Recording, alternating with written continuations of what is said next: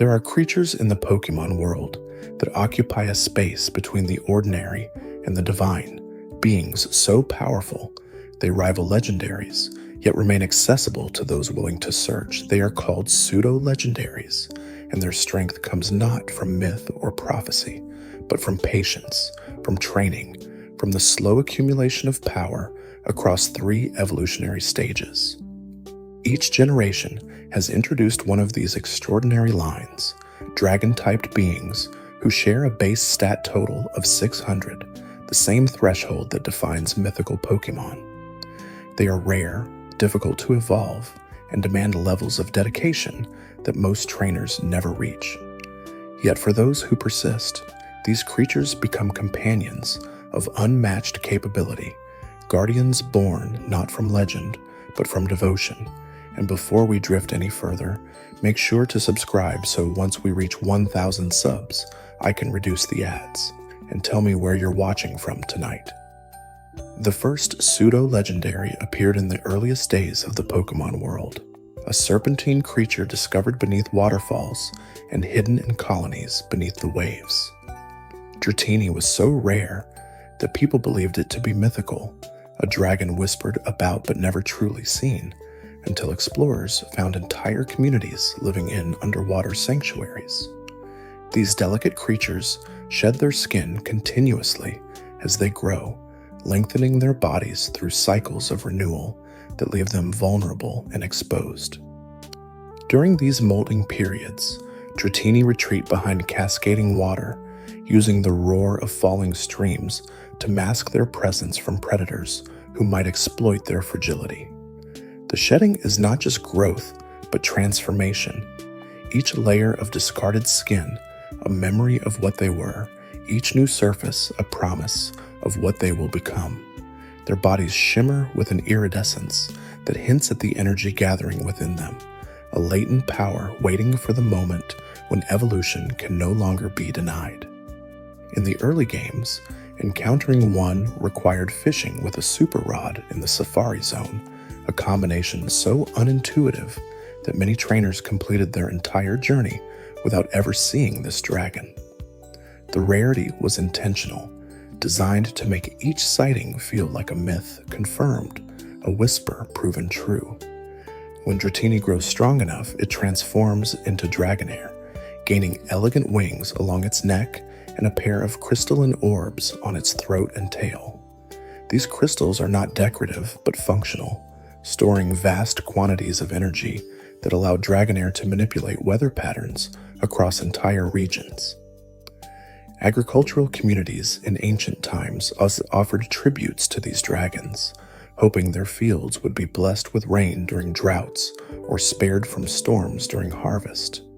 The Pokédex describes how Dragonair releases energy from these orbs to alter atmospheric conditions, creating gentle rains or dispersing ominous clouds depending on the needs of those who show it respect. Its serpentine body moves with a grace that defies its size, undulating through air as easily as water, and those who witness a Dragonair in flight often describe it as witnessing something sacred.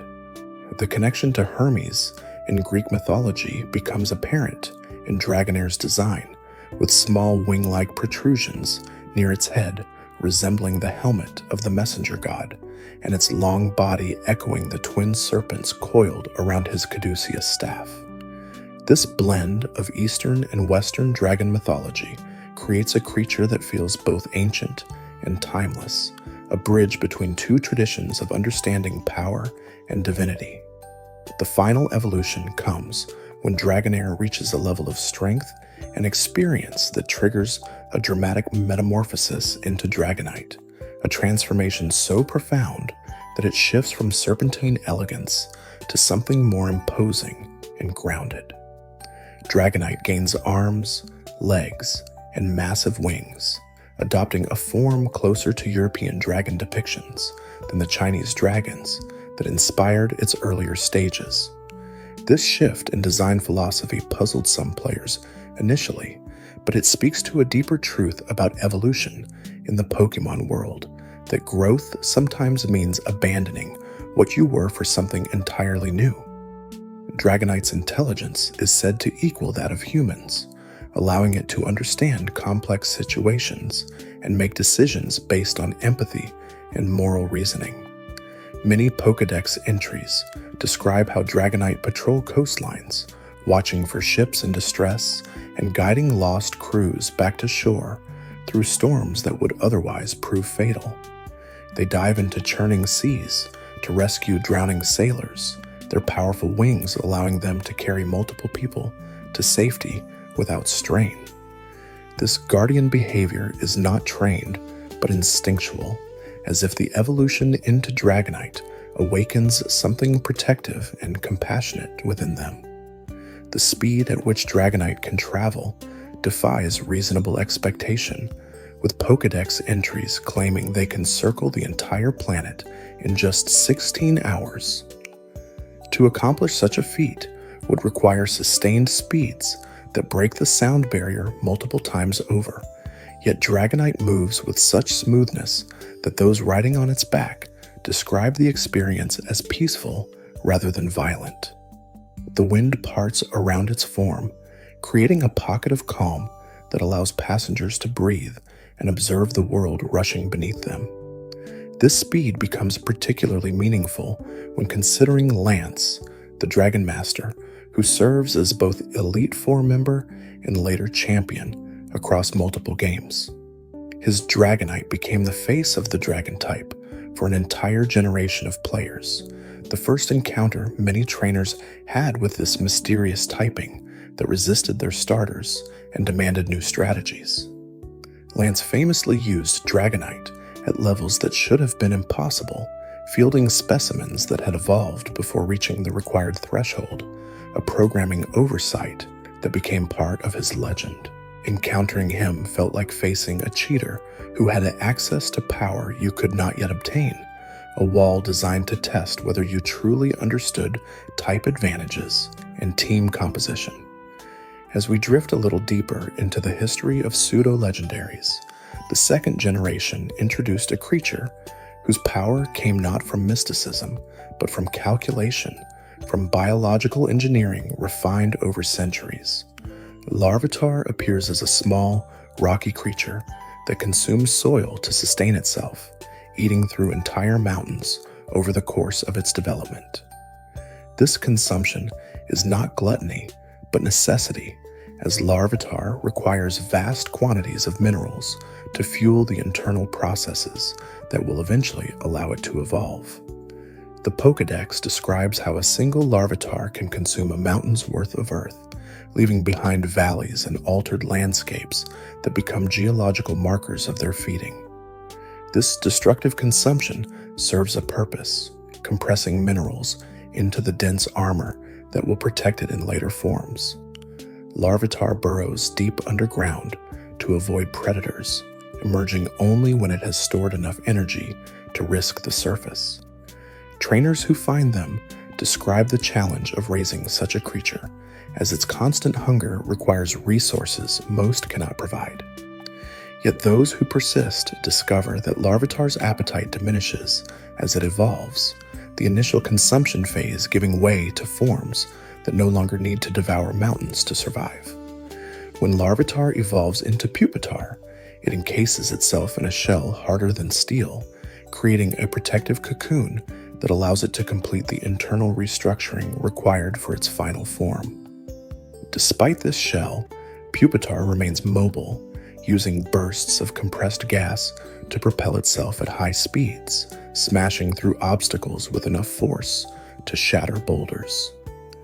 The Pokédex suggests that Pupitar are incredibly dangerous if encountered in the wild, as they cannot fully control these gas-powered bursts and may accidentally collide with trainers or other Pokémon while navigating their environment. This middle stage represents a vulnerability disguised as strength, a creature so focused on reaching its final form that it becomes reckless and unpredictable. Trainers must carefully manage Pupitar's development, providing space for it to vent its energy without causing harm. The shell itself generates heat as the transformation progresses inside, creating a microclimate around Pupitar that causes snow to melt and plants to wither. This thermal output is a byproduct of the immense energy being redirected toward evolution, a furnace contained within living stone. The transformation into Tyranitar is one of the most dramatic in the Pokemon world, as the shell cracks open to reveal a towering bipedal creature covered in armor-like hide, with a design inspired by Godzilla and other kaiju films.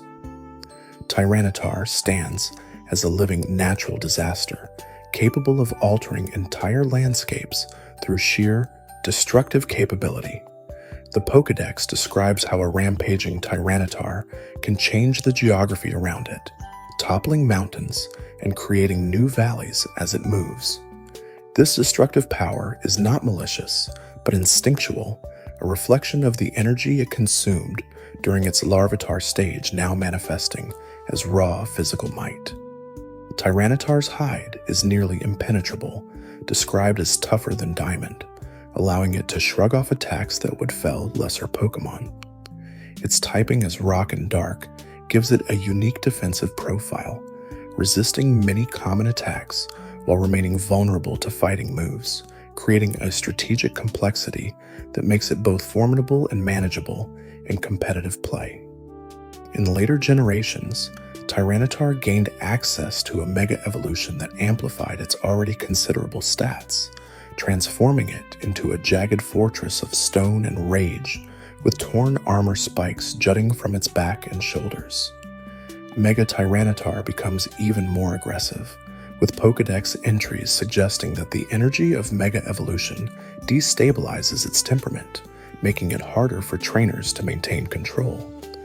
This reflects a recurring theme in pseudo-legendaries, that their power comes with inherent risk, that wielding such strength requires constant vigilance and mutual respect between trainer and Pokémon. Tyranitar's role in the metagame has remained consistently relevant across generations. Its combination of bulk, power, and weather summoning ability through Sandstream, making it a staple in both casual and competitive play. The sight of a Tyranitar activating its ability, summoning a sandstorm that erodes opponents while leaving it untouched, captures the essence of what makes pseudo-legendaries special. They are not just strong, they define the battlefield itself. The third generation brought a creature that defied the dragon-type pattern, introducing a pseudo-legendary with a steel and psychic typing that emphasized intellect over raw elemental fury. Beldum is one of the strangest first-stage Pokemon ever designed, a creature with no arms, no legs, no mouth, and only a single move in its natural move pool. Takedown becomes the only option for most of its early levels, forcing trainers to endure a grueling training process where their Beldum repeatedly damages itself just to deal damage to opponents. This intentional design choice creates a barrier to entry that makes raising a Beldum feel like an endurance test, a deliberate challenge that separates committed trainers from casual ones. Beldum's body is composed of magnetic cells that allow it to levitate and navigate through electromagnetic fields, communicating with others of its kind through pulses of magnetic energy rather than sounds or gestures. In the wild, Beldum congregate on mountain peaks where magnetic fields are strongest, forming loose colonies that drift together in silence.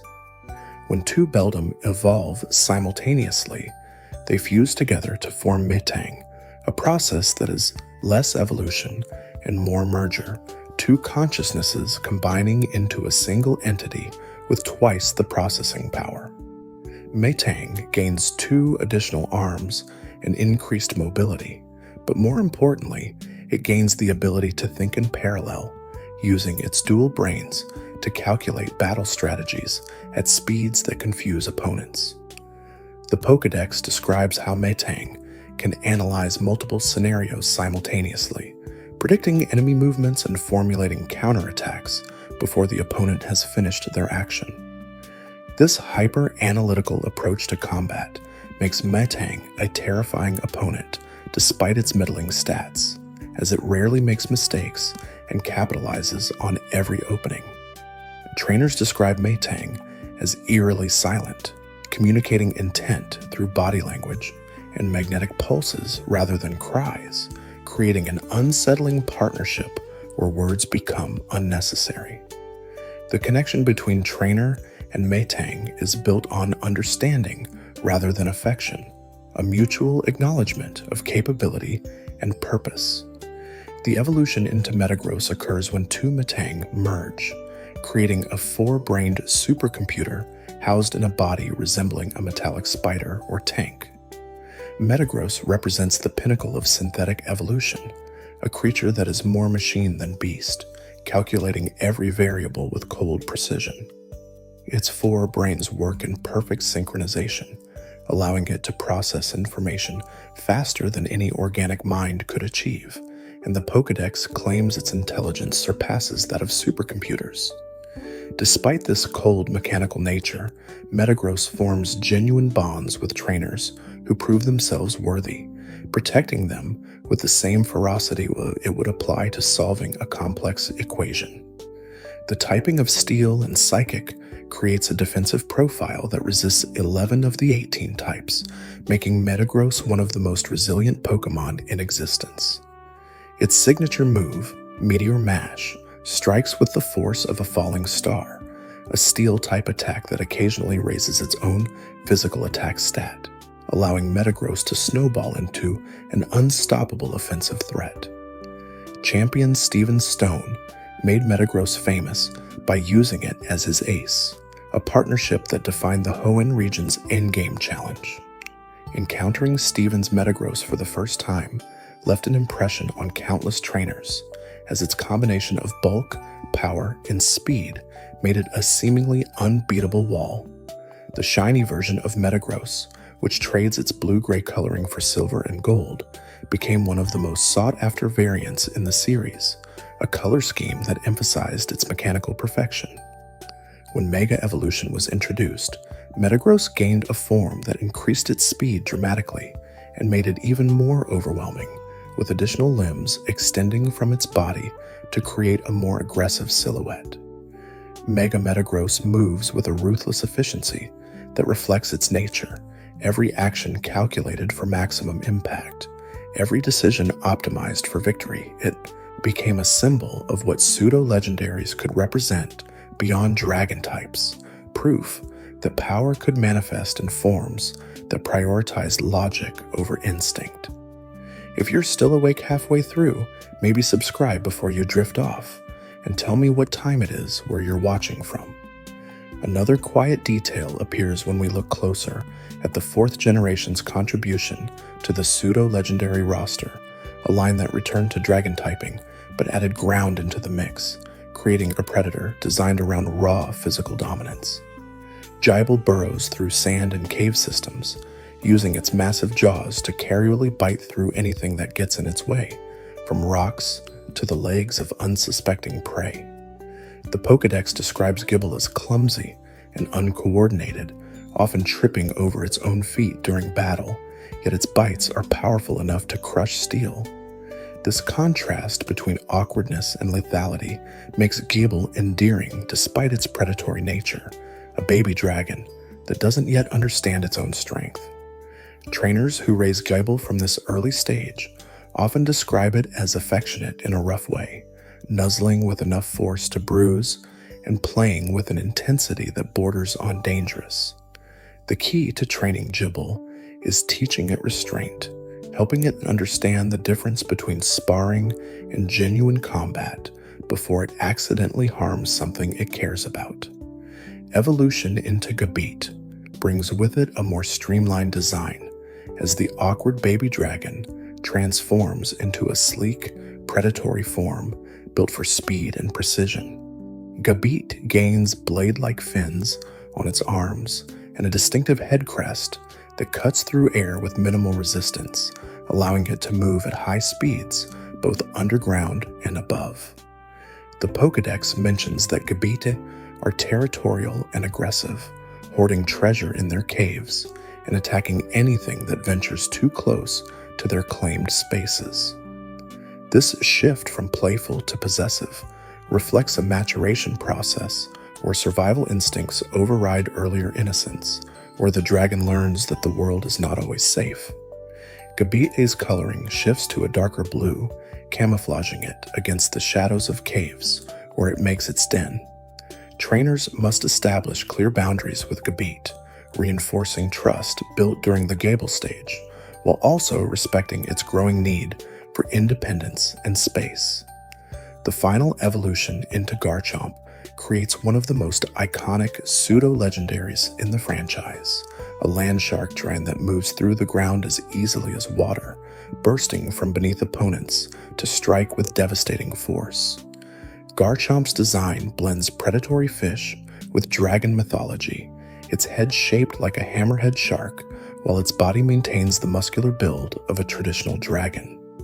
The Pokédex describes how Garchomp can fly at the speed of a jet plane when it folds its body into an aerodynamic form, creating a silhouette that cuts through air with almost no resistance. This speed makes it a nightmare to face in battle, as Garchomp can outpace most opponents while dealing massive damage through its high attack stat. Its signature move, Dragon Rush, sends it hurtling toward enemies with reckless abandon, sacrificing accuracy for overwhelming power. Trainers who command Garchomp describe it as feral in combat, requiring careful direction to prevent it from overwhelming weaker opponents or causing collateral damage to the battlefield itself. Champion Cynthia elevated Garchomp to legendary status among players by making it her ace in Diamond and Pearl, a battle that became infamous for its difficulty. Her Garchomp was faster than most teams could handle, hitting with a combination of Earthquake and Dragon Rush that left a little room for counterplay. Trainers learned to fear the sight of her Garchomp emerging onto the field, knowing that they had mere turns to defeat it before their team crumbled. The shiny version of Garchomp, which only slightly alters its color to a darker shade, became a point of discussion among fans who felt that such a minor change diminished the appeal of hunting for it. Despite this, Garchomp remained a staple in competitive play across multiple generations, its combination of typing, stats, and move pool making it versatile enough to fit into countless team compositions.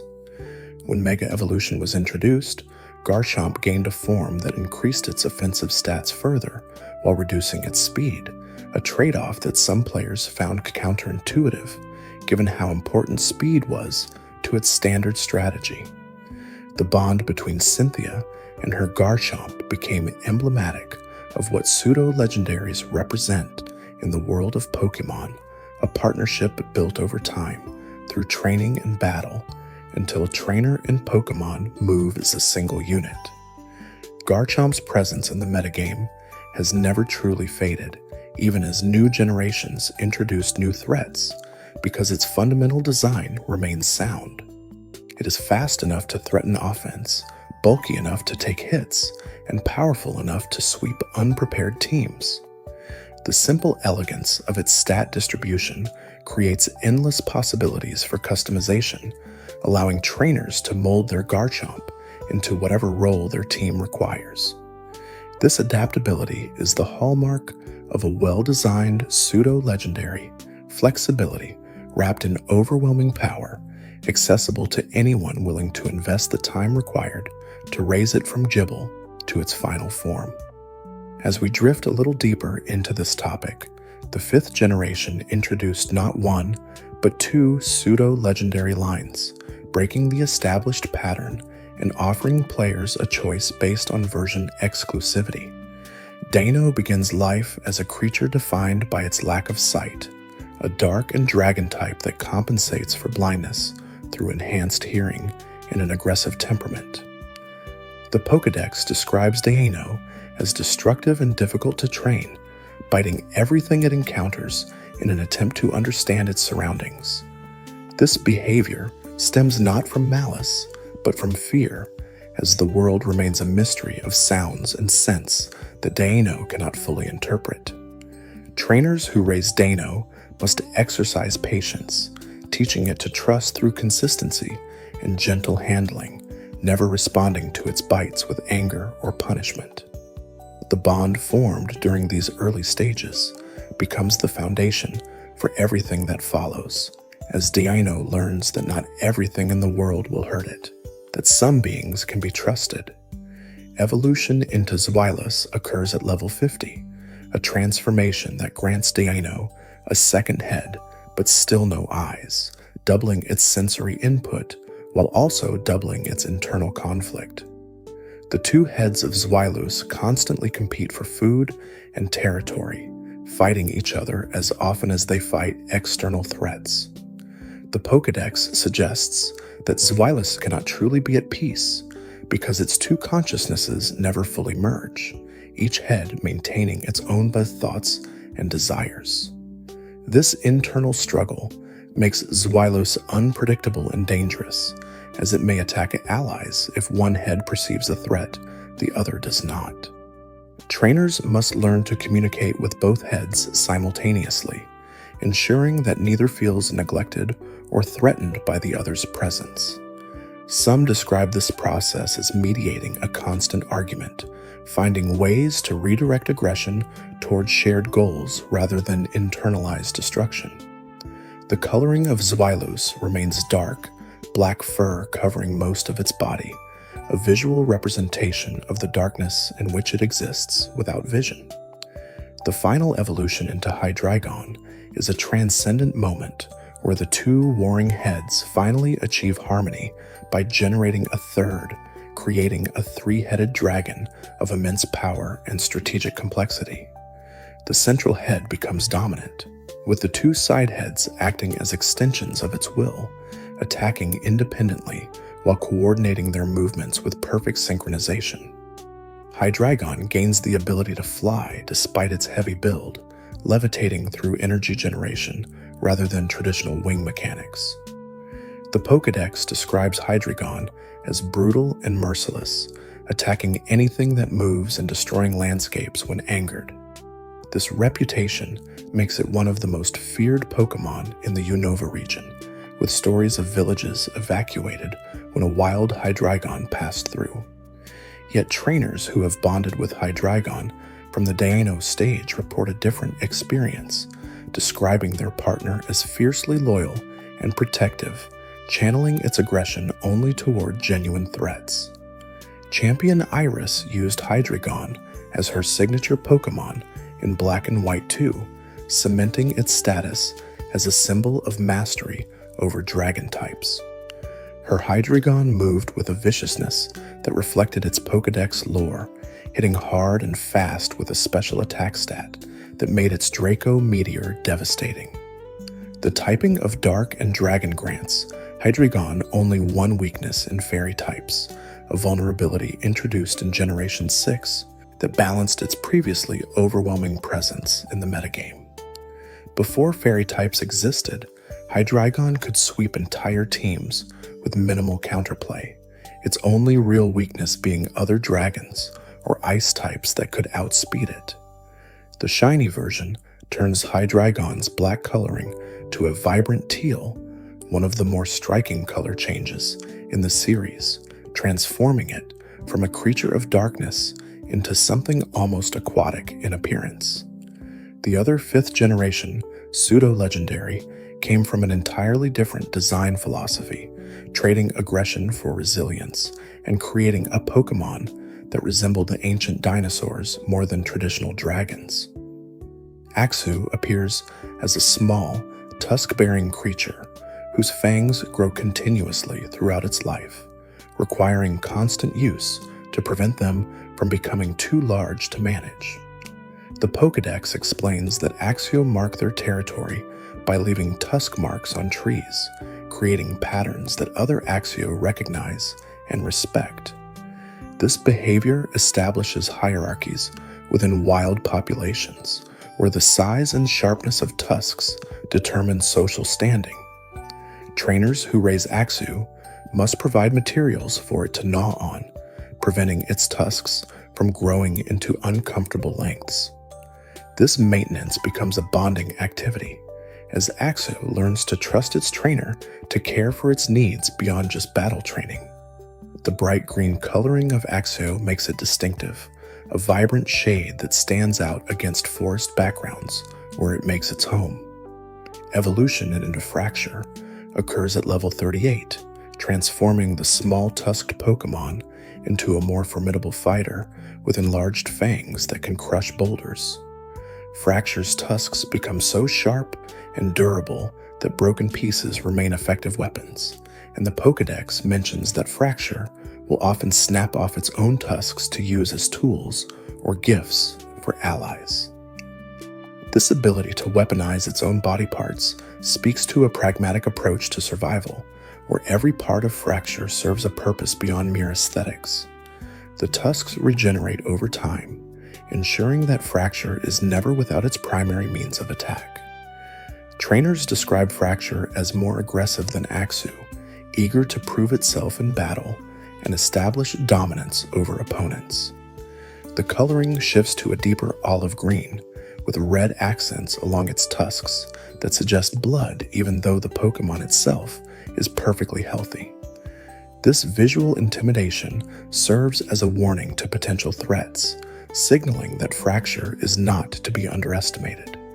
The evolution into Haxorus creates a dragon of pure physical might, with blade-like tusks that can cut through steel beams without dulling. Haxorus represents the culmination of the evolutionary line's focus on weaponized anatomy, its entire design built around the concept of a living blade. The Pokédex describes how Haxorus are gentle toward those they trust, but merciless toward enemies, a duality that requires trainers to establish clear boundaries about when violence is appropriate. Its tusks are harder than diamond, yet Haxorus maintains them with care, sharpening them against specific types of stone that won't damage the edges. This ritualistic maintenance becomes a meditative practice for Haxorus, a moment of calm in an otherwise aggressive existence. The stat distribution of Haxorus emphasizes attack above all else, with one of the highest physical attack values in the game, allowing it to break through defensive walls with ease.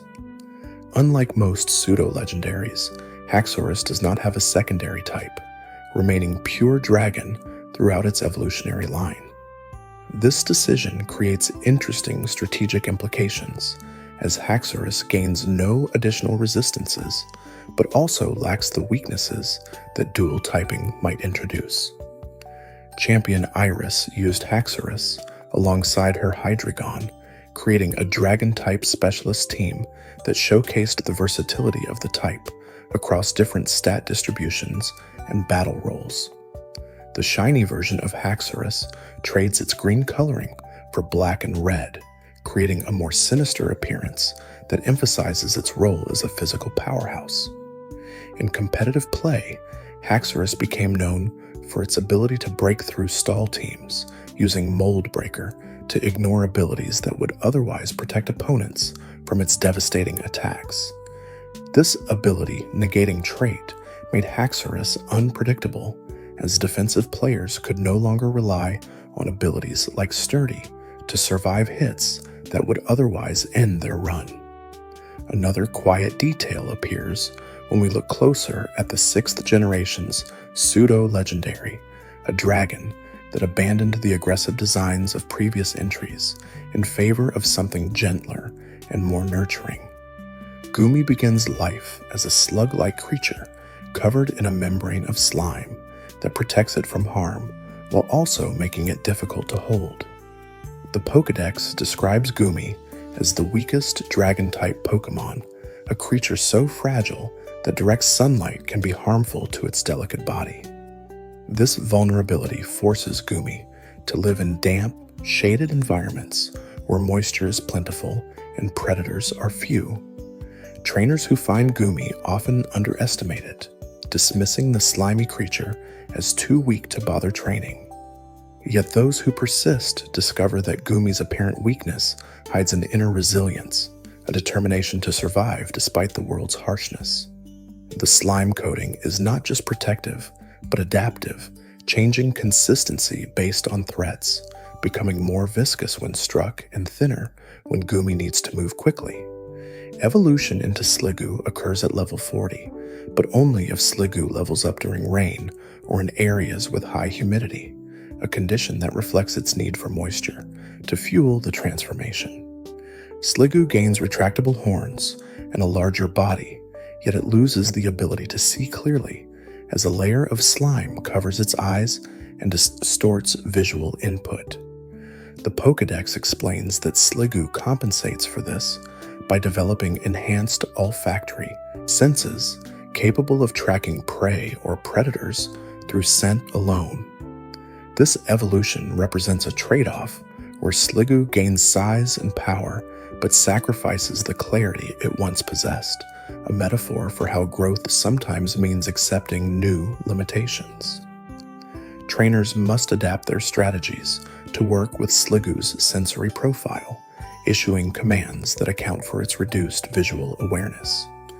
Despite this handicap, Sliggoo remains a formidable fighter, using its bulk to absorb attacks while slowly wearing down opponents through status moves and residual damage. The final evolution into Goodra restores Sliggoo's vision and grants it a form that blends dragon strength with an unexpected softness. Goodra's body remains covered in slime, but this membrane now serves as both armor and weapon, allowing Goodra to suffocate opponents in goo or slip free from physical restraints. The Pokédex describes Goodra as affectionate and friendly, often hugging trainers with enough enthusiasm to leave them covered in slime. This gentle nature makes Goodra an outlier among pseudo-legendaries, most of which are described as aggressive or difficult to control. Goodra's emotional intelligence allows it to sense when its trainer is sad or stressed, providing comfort through its presence. This empathetic quality makes the bond between Goodra and trainer uniquely intimate, built on mutual emotional support rather than just combat effectiveness. The stat distribution emphasizes special attack in both defenses, making Goodra a bulky special attacker that can endure prolonged battles while dealing consistent damage. Champion Diantha used Goodra in her team, though it was not her ace, reflecting how Generation 6 spread the spotlight across multiple Pokémon rather than focusing on a single signature partner. Goodra's gentle reputation did not diminish its effectiveness in battle, as its combination of bulk and power made it a reliable choice for players seeking a defensive anchor. The shiny version of Goodra changes its purple coloring to a soft lavender, a subtle shift that emphasizes its gentle nature. In later generations, Goodra received a Hisuian regional variant that changed its typing to Steel and Dragon, transforming the gentle slug into a heavily armored snail with a retractable shell. This variant reflected the harsh conditions of ancient Hisui, where even gentle creatures needed armor to survive. The Hisuian Goodra became more defensive than its Colossian counterpart, trading some special attack for increased physical bulk and a typing that granted additional resistances. The 7th generation introduced a pseudo-legendary that broke from dragon typing entirely, creating a creature whose power came from fighting spirit and discipline rather than elemental mastery. Kommo-o appears as a small, scale-covered Pokémon that practices combat through ritualized battles with others of its kind. The Pokédex describes how Kommo-o strike their scales together to create rhythmic sounds, using these clattering noises to communicate with each other and establish training routines. This musical element suggests a cultural sophistication unusual for first-stage Pokémon, a society built around martial discipline and shared improvement. Kommo-o live in harsh mountainous regions where only the strong survive, forcing them to train constantly just to reach adulthood. Trainers who capture Kommo-o often find them eager to battle, viewing each encounter as an opportunity to refine techniques and grow stronger. The scales covering its body are not just armor, but instruments, each one tuned to produce a specific note when struck, creating a symphony during battle that confuses and disorients opponents. Evolution into Kommo-o occurs at level 35, granting Kommo-o additional scales that cover more of its body and enhance the resonance of its battle cries.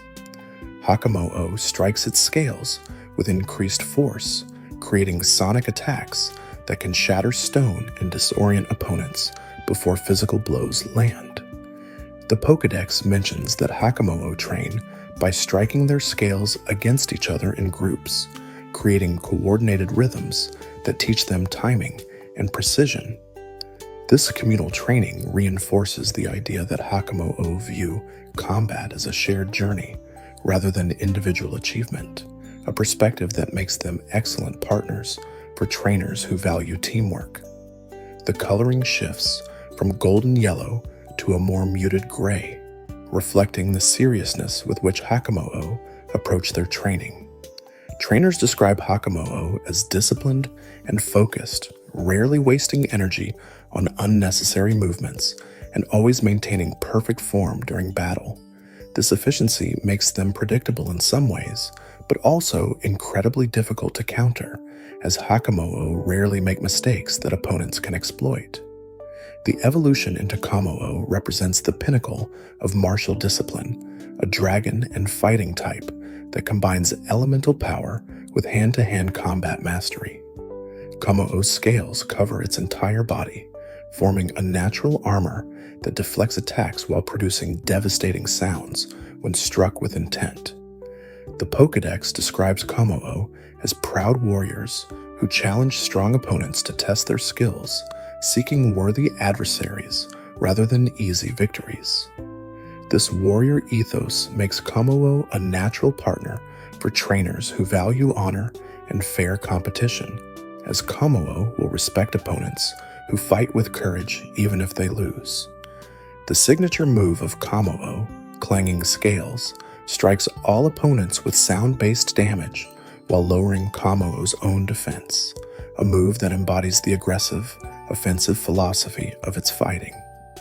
Kommo-o believes in overwhelming opponents through relentless assault rather than cautious defense, a strategy that demands trainers commit fully to each battle rather than playing conservatively.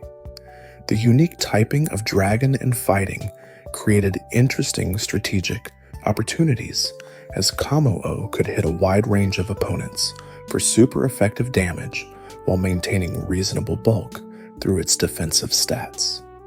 The introduction of Z moves in Generation 7 gave Kommo-o access to Clangorous Soul Blaze, an exclusive Z move that dealt massive damage while boosting all of Kommo-o's stats simultaneously, effectively transforming it into an unstoppable force if it landed successfully. This move captured the essence of Kommo-o's design philosophy: risk everything for the chance at overwhelming victory, trust in your training to see you through. The shiny version of Kommo-o changes its gray coloring to white, creating an angelic appearance that contrasts with its aggressive battle style. Trainers who bonded deeply with Kommo-o often described it as surprisingly philosophical, contemplating the meaning of strength during moments of rest and seeking to understand the purpose of combat beyond simple victory. As we drift a little deeper into this topic, the 7th generation also introduced an alternate pseudo-legendary through regional variants, creating a Pokémon whose story began not with adventure, but with tragedy. Alolan Gumi exists only in concept, but Jangmo-o's evolutionary line stands as the sole new pseudo-legendary introduced in Alola, though the islands themselves held secrets about dragon-type creatures that had adapted to tropical climates. What Generation 7 truly contributed was Kommo-o's role in exploring how pseudo-legendaries could step outside the traditional dragon archetype while maintaining the power and rarity that defined the category. The guardian deities of Alola, though not pseudo-legendaries themselves, influenced how subsequent pseudo-legendaries were designed, emphasizing cultural significance and spiritual connection to their regions of origin.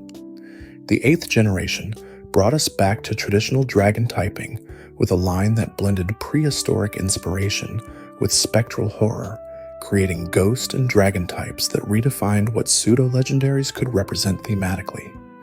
Dreepy appears as a tiny, ghostly creature that zips through water at high speeds, poking at aquatic Pokémon in behavior that seems playful but stems from instincts carried over from when it was alive millions of years ago.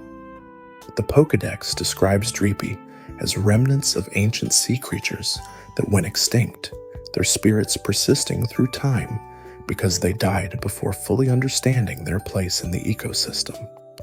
This existential uncertainty keeps Dreepy tethered to the world, preventing them from moving on to whatever comes after life ends. Trainers who raise Dreepy describe them as energetic and curious, constantly exploring their surroundings with an enthusiasm that belies their ghostly nature. The paradox of a creature so full of life, despite being dead, creates a cognitive dissonance that makes Dreepy simultaneously endearing and unsettling.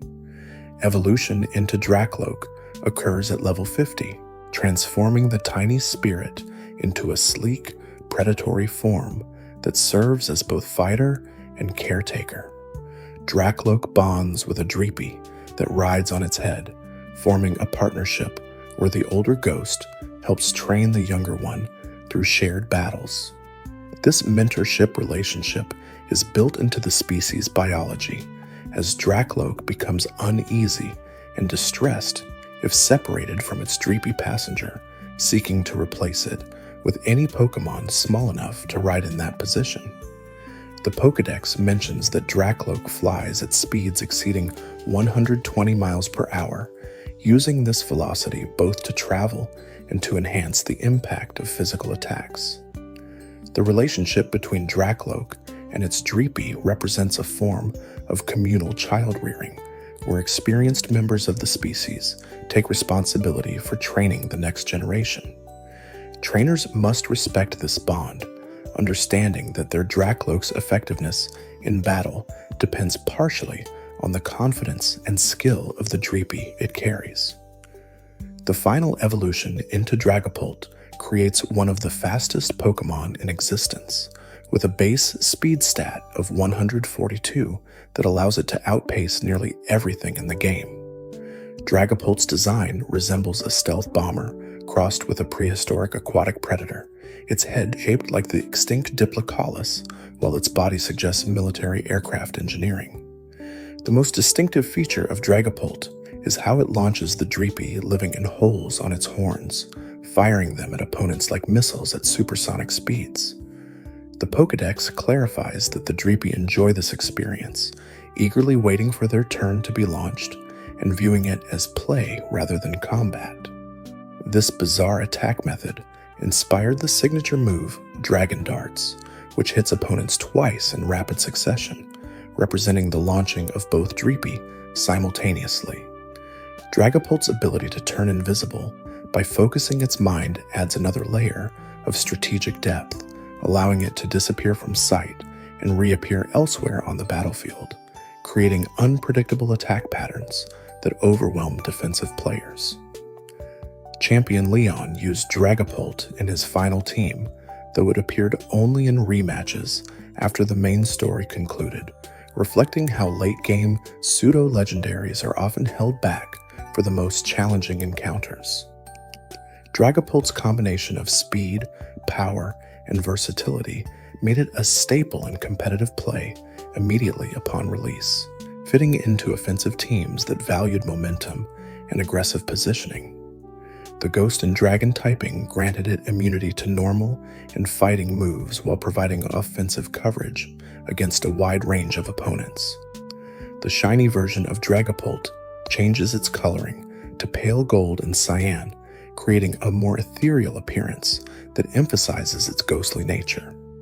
Trainers who specialized in Dragapult developed strategy around its incredible speed, using it to set up status moves or deliver devastating special attacks before opponents could react. Over time, flocks of Dreepy began appearing around the fastest Dragapult in the wild, desperate for the thrill of being launched at high velocity, creating a strange mutualism where both species benefited from the relationship. The 9th generation introduced the final pseudo-legendary line currently in existence, a dragon and ice type that broke the pattern of late evolution levels by having its second evolution occur relatively early compared to previous generations. Frigibax lives in cold forests and rocky mountain regions, absorbing heat through the dorsal fin on its back and converting that thermal energy into ice-type attacks. The Pokédex explains that the hotter the environment, the more power Frigibax can store, creating a paradoxical situation where this ice-type creature thrives in warm climates by using temperature differential to fuel its abilities. Frigibax uses its fin to regulate the temperature inside its nest, creating a refrigerated space that preserves food and maintains comfortable living conditions. This practical application of its powers suggests an intelligence that goes beyond simple combat effectiveness, showing that Frigibax understands thermodynamics on an intuitive level. Trainers who raise Frigibax describe it as calm and methodical, approaching problems with patience rather than aggression. Evolution into Arctibax occurs at level 35, transforming Frigibax into a more aggressive predator whose dorsal fin becomes a blade of pure ice. Arctibax protects its face with a frost mask while using acrobatic flips and powerful leg muscles to launch aerial assaults, slashing opponents with its icy blade before they can mount effective defenses. The Pokédex describes Arctibax as territorial and protective of its hunting grounds, challenging any Pokémon that enters areas it has claimed. This shift from calm to aggressive reflects the increased energy demands of its larger body, requiring Arctibax to hunt more frequently and defend resources against competitors. The coloring remains primarily blue-gray with white accents, camouflaging Arctibax against snowy backgrounds where it often makes its den. Trainers must establish dominance early with Arctibax, demonstrating strength and reliability to earn its respect and cooperation.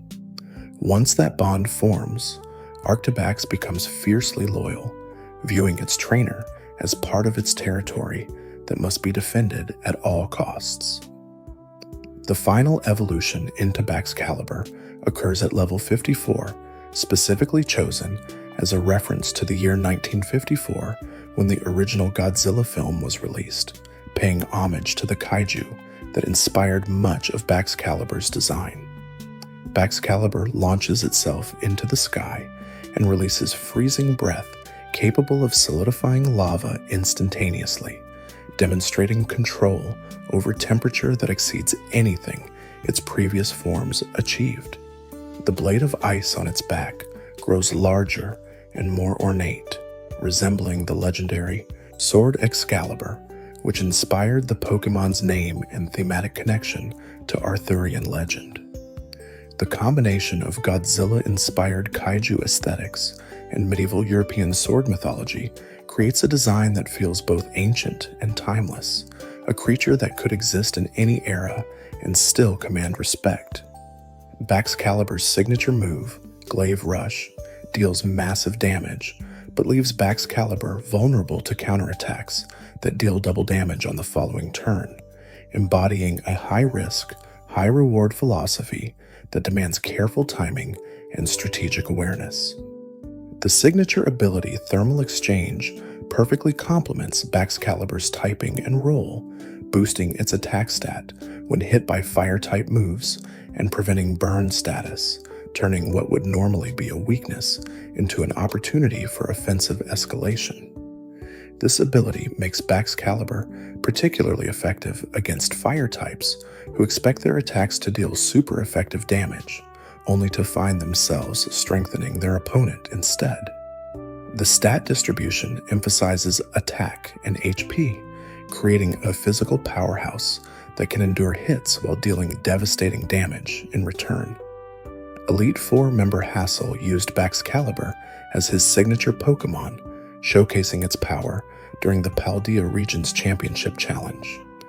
The shiny version of Baxcalibur changes its blue coloring to purple and white, creating a more regal appearance that emphasizes its connection to legendary weaponry and ancient kings.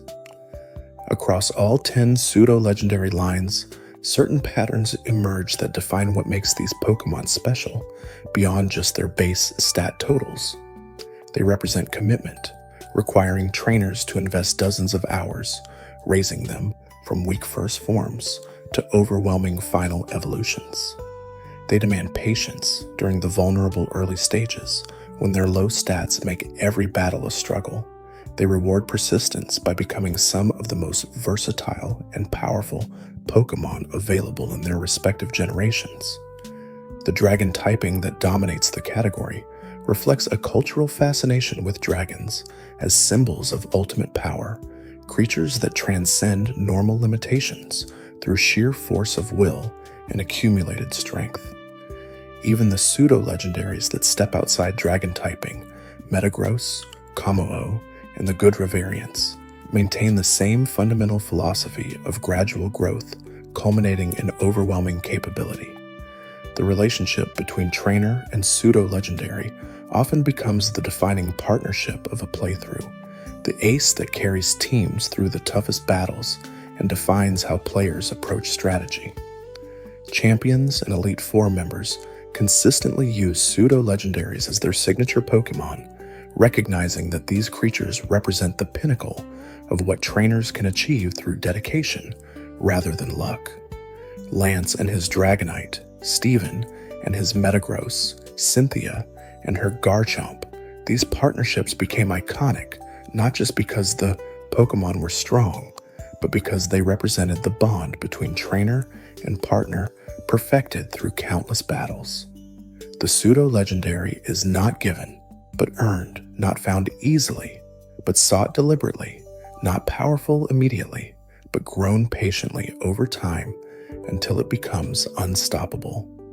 The designs of pseudo-legendaries often reference real-world mythology, paleontology, and cultural symbols, grounding their fantastic powers in concepts that feel familiar even when fantastical.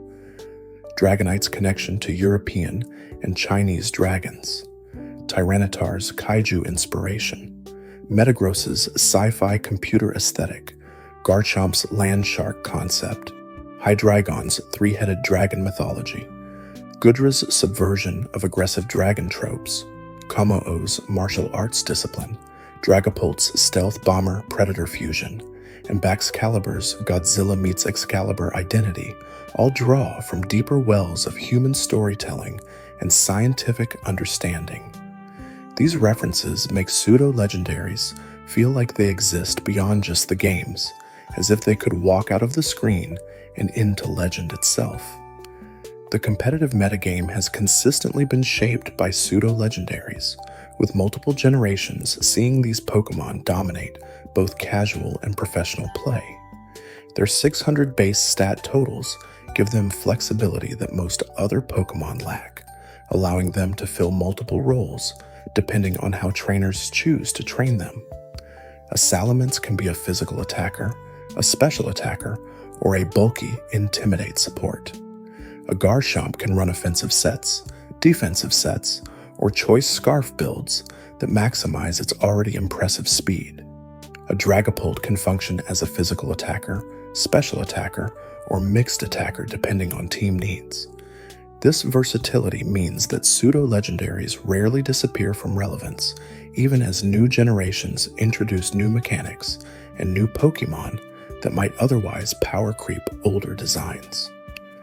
The introduction of Mega Evolution in Generation 6 gave several pseudo-legendaries access to even greater power, with Metagross, Salamence, and Garchomp all receiving Mega forms that pushed their stats beyond the 600 threshold.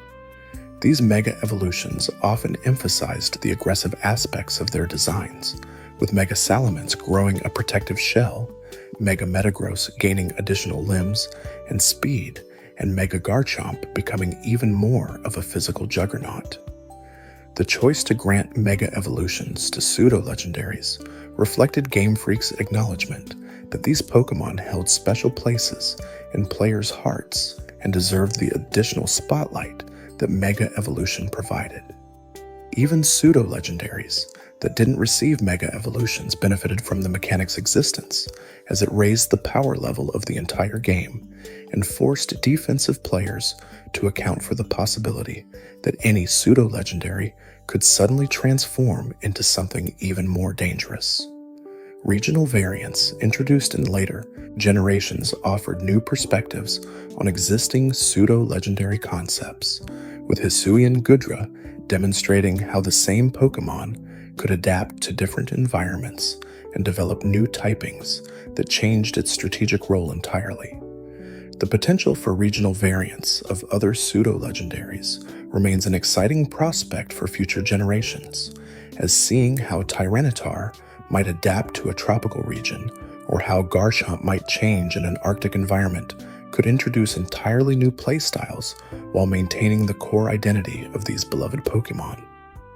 The designers have shown restraint in how they handle pseudo-legendaries, introducing only one per generation in most cases, and ensuring each one feels distinct from its predecessors.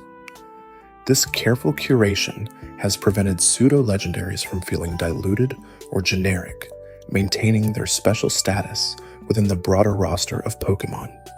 The training journey from first form to final evolution creates narratives that players remember long after completing their games, stories of struggling through early battles with weak Gible or blind Dino, then finally reaching the moment when evolution triggers and power floods into your partner, transforming it into something capable of challenging champions. These transformation moments become personal milestones, markers of progress that feel earned rather than given. The level requirements for final evolutions, often 55 or 60, ensure that trainers cannot rush through this process, cannot take shortcuts to power. The game forces patience, forces commitment, and in doing so, makes the eventual reward feel that much more meaningful. When your Metagross finally forms from 2 Metang, when your Kommo-o perfects its battle cry, when your Dragapult gains the speed to outpace anything else in existence, those moments justify the hours spent grinding experience and the frustration of working with incomplete forms. The pseudo-legendary category has become so culturally significant within the Pokémon community that players often speculate about what each new generation's pseudo-legendary will be before games release, analyzing trailers and promotional materials for hints about which 3-stage evolution line will reach that coveted 600 base stat total. This speculation has become part of the pre-release excitement, with fans theorizing about typings, designs, and potential stat distributions based on minimal information. The reveal of each generation's pseudo-legendary often generates intense discussion about whether it lives up to the standards set by predecessors, whether its design captures the essence of what makes these Pokémon special, and how it will fit into the competitive landscape once players begin building teams around it. The role of pseudo-legendaries in story encounters has evolved over generations, with early games treating them as rare optional captures, while later games integrated them more directly into narrative, moments, and character teams. The shift from optional to essential reflects how central these Pokémon have become to the identity of Pokémon as a franchise, how they represent the endpoint of the training journey in ways that even legendary Pokémon sometimes cannot. Legendary Pokémon are often given to players or encountered through story events, making them feel less earned than pseudo-legendaries that must be trained from weak first forms. This difference in acquisition creates different emotional connections, with pseudo-legendaries often feeling more like true partners, while legendaries remain powerful tools that happened to join the team. The distinction is subtle but significant, coloring how players remember their journeys and which Pokemon they consider their true aces.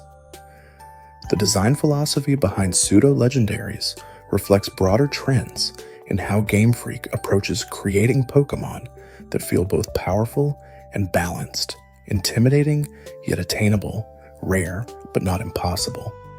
The three-stage evolution structure ensures players form bonds across multiple forms, investing emotionally in the journey rather than just the destination.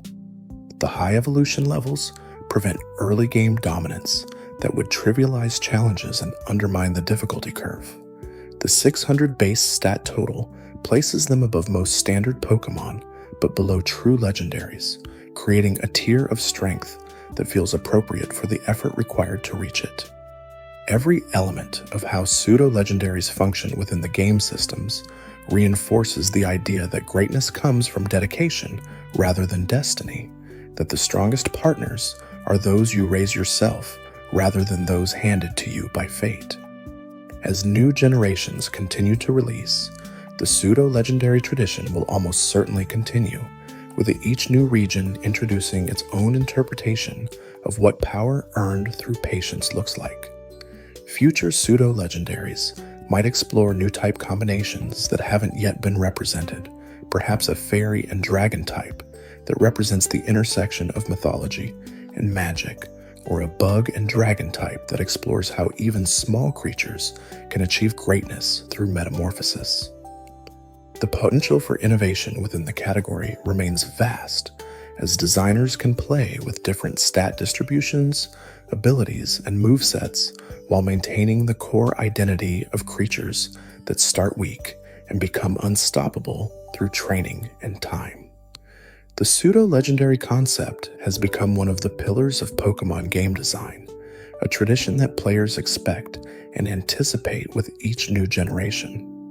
The community around pseudo-legendaries extends beyond just using them in battles, with fans creating art, writing stories, and theorizing about the biology and ecology of these creatures.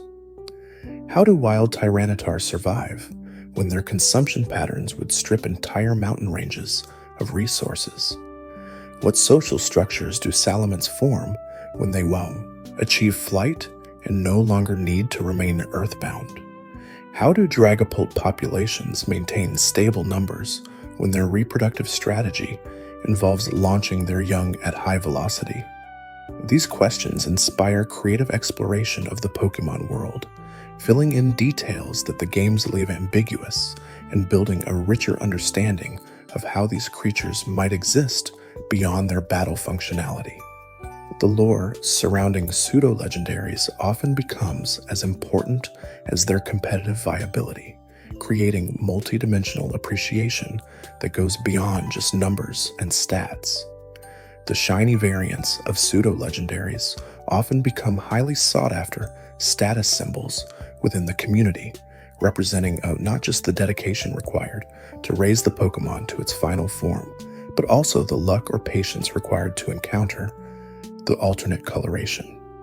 Hunting for shiny pseudo-legendaries can take hundreds of hours, with players resetting games thousands of times or chaining encounters endlessly in hopes of seeing that sparkle animation that indicates success.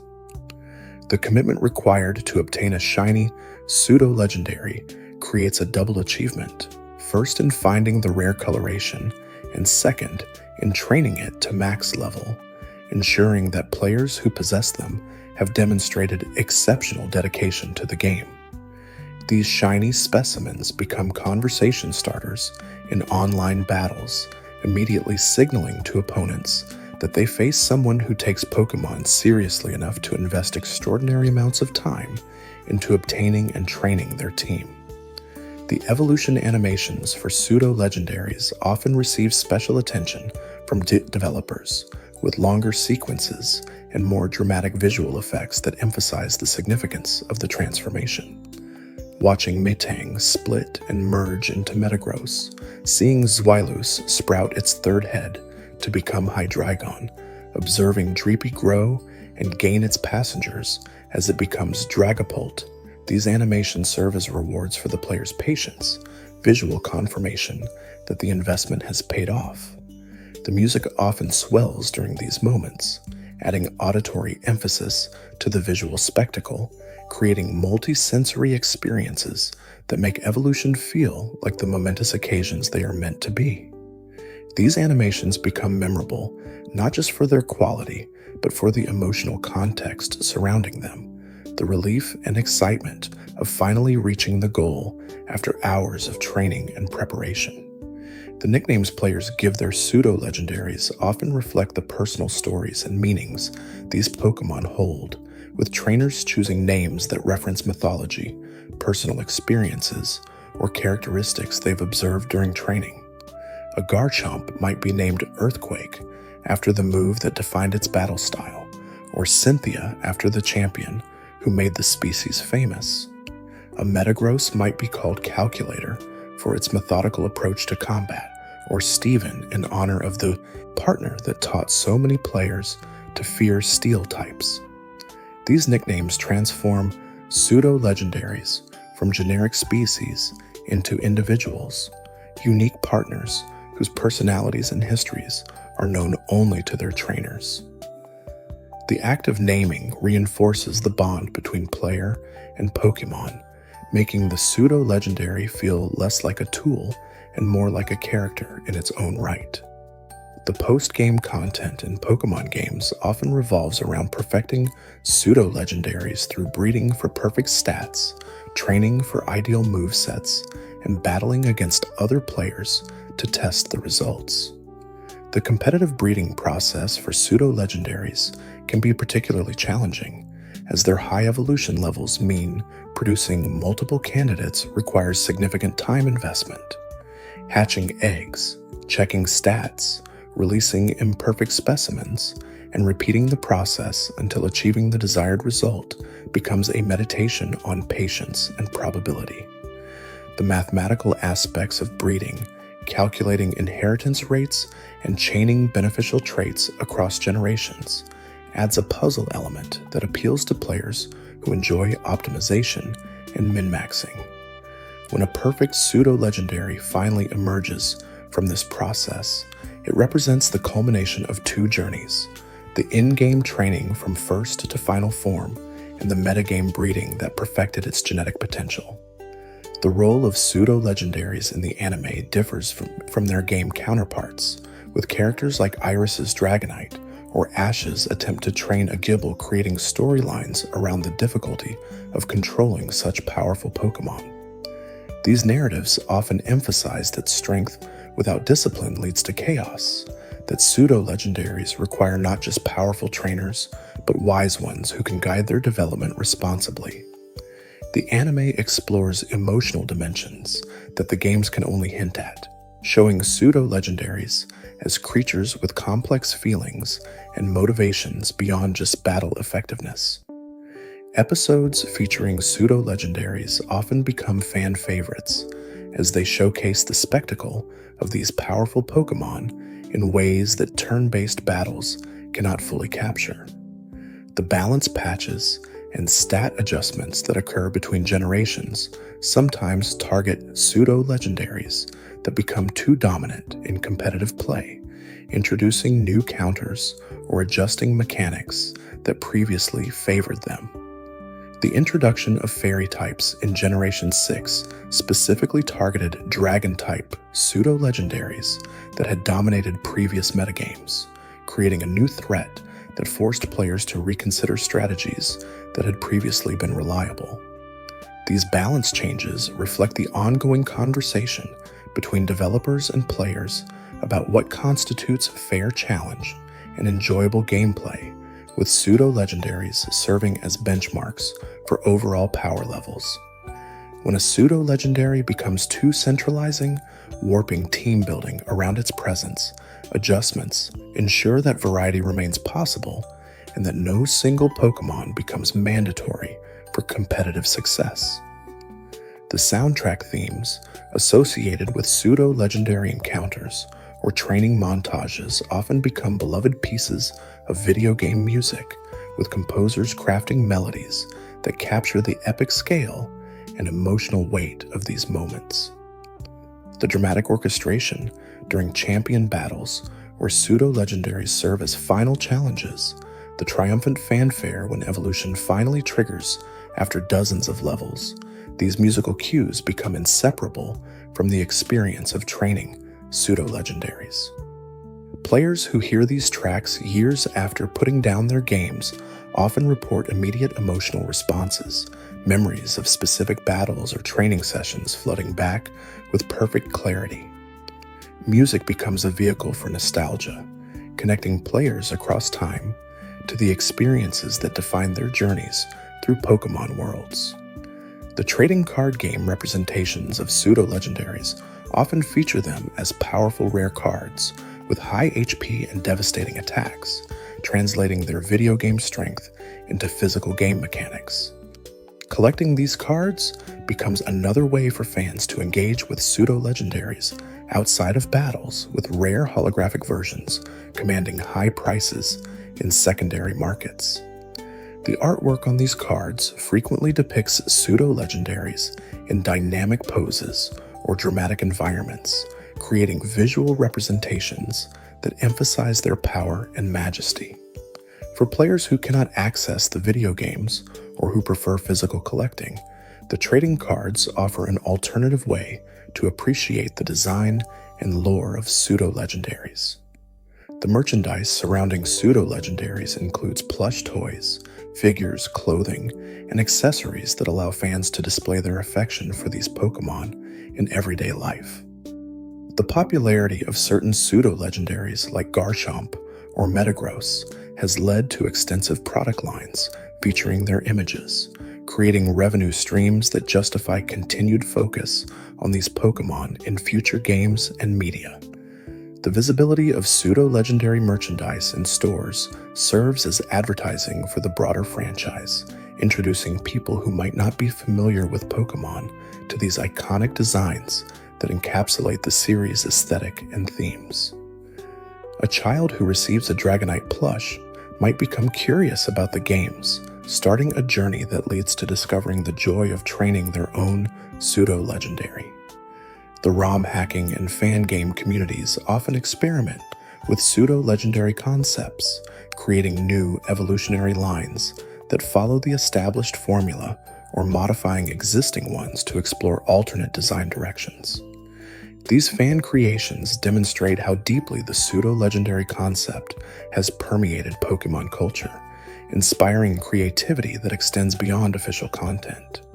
Some fan games introduce pseudo-legendaries with unique typing combinations, or stat distributions that official games haven't explored, serving as thought experiments about what future official pseudo-legendaries might look like.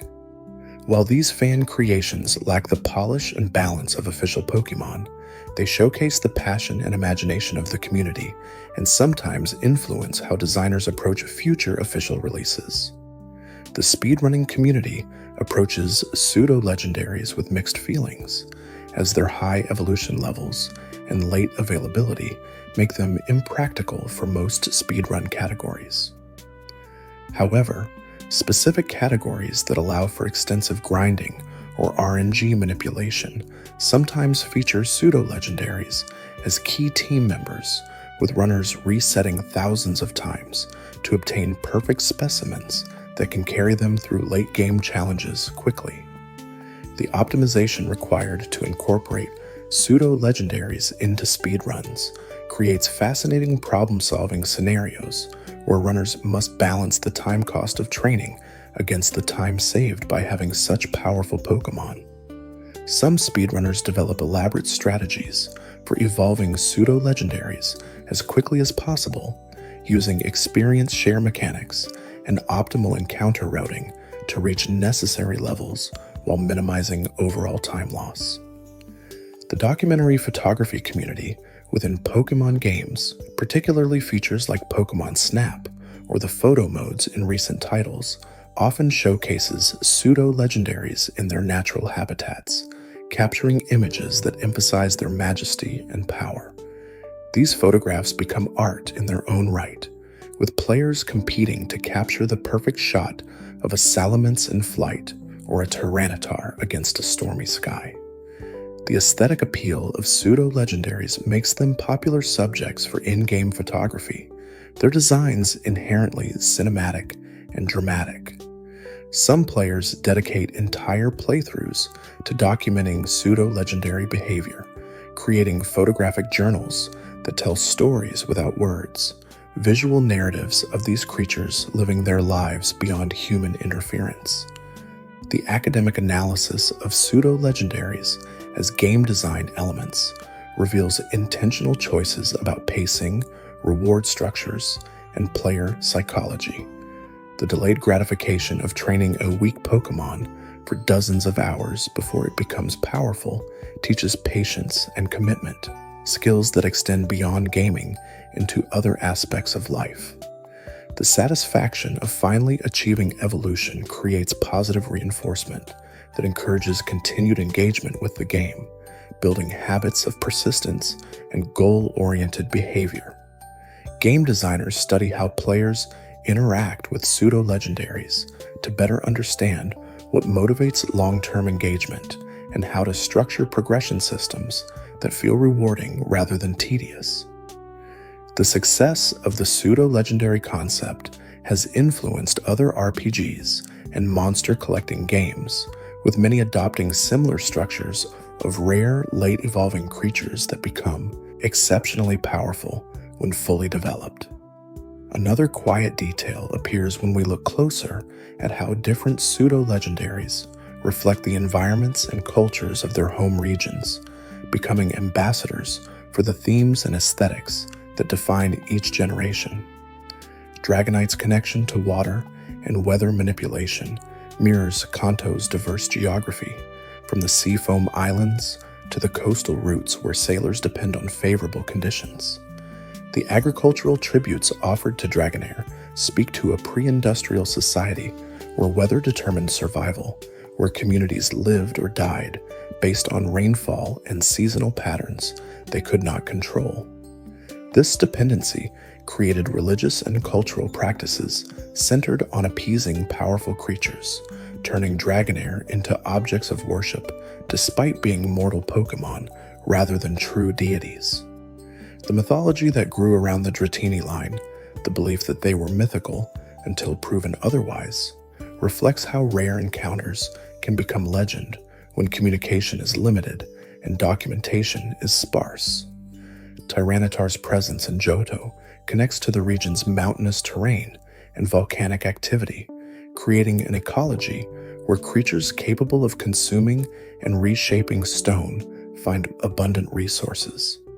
The Silver Cave, where wild Tyranitar roam, serves as testament to their destructive capabilities, tunnels carved through solid rock by feeding Larvitar over countless generations.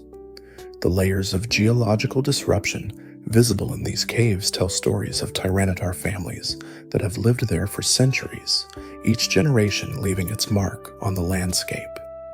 Researchers studying these formations can estimate the age of Tyranitar populations by analyzing tunnel patterns and mineral depletion zones, creating a fossil record written not in bones, but in altered geography. The people of Johto learned to avoid certain mountains during the Larvitar feeding seasons, passing down traditional knowledge about which peaks were safe to climb and which held sleeping giants in larval form.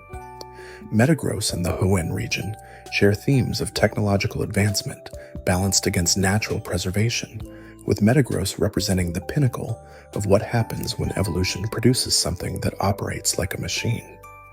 The Devon Corporation's interest in Metagross and other Steel-type Pokémon drives much of Hoenn's plot, as researchers attempt to understand how these creatures develop their metallic properties and whether similar materials could be synthesized for human use. Stephen Stone's background as both a geologist and a trainer creates thematic resonance with Metagross, both seeking perfection through understanding mineral composition and structural integrity. His wandering through caves collecting rare stones mirrors how wild Beldum gather in areas with strong magnetic fields, both drawn to specific environmental conditions that others might overlook. The relationship between Stephen and his Metagross showcases how pseudo-legendaries can become extensions of their trainers' identities, reflecting their values and approaches to problem-solving. Garchomp's dominance in Sinnoh speaks to the region's harsh climate and rugged terrain, where only the strongest Pokémon survive the freezing winters and treacherous mountain passes. The caves beneath Mount Coronet, where Gable make their dens, protect them from surface weather while providing access to underground water sources that remain liquid even during the coldest months.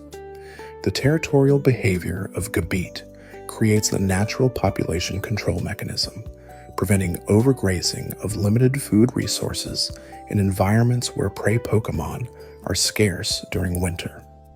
Sinnoh's myths about powerful dragons sleeping beneath mountains may have originated from encounters with hibernating Garchomp, their bodies generating heat that melts snow and creates warm pockets deep underground.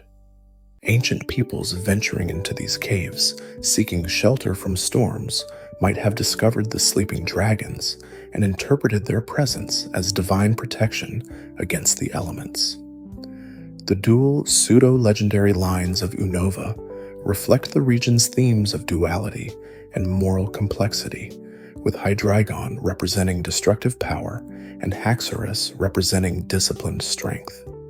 Black and White emphasized how the same force could be used for different purposes depending on the wielder's intentions, with Team Plasma arguing that strength itself was problematic, while the player demonstrated that power wielded responsibly could protect rather than oppress. Hydreigon's brutal reputation and dark typing aligned it with antagonistic forces in the narrative, while Haxorus's pure dragon typing and more controlled demeanor positioned it as a heroic alternative. The version exclusivity of their pre-evolutions forced players to make choices about which kind of power they preferred, whether they valued raw destructive capability or refined martial discipline. These parallel development paths created different play experiences even within the same generation, with Deino requiring patience to overcome its blindness and aggression, while Axo demanded attention to its tusk maintenance and territorial instincts. Goodra's presence in Kalos challenges traditional assumptions about what dragon-type Pokémon should be, introducing gentleness and emotional vulnerability to a type usually associated with aggressive power.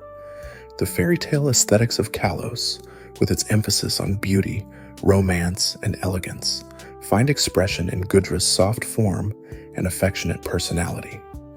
The region's frequent rain creates ideal conditions for Goomy populations to thrive, with the damp environments they require occurring naturally rather than being limited to specific microclimates.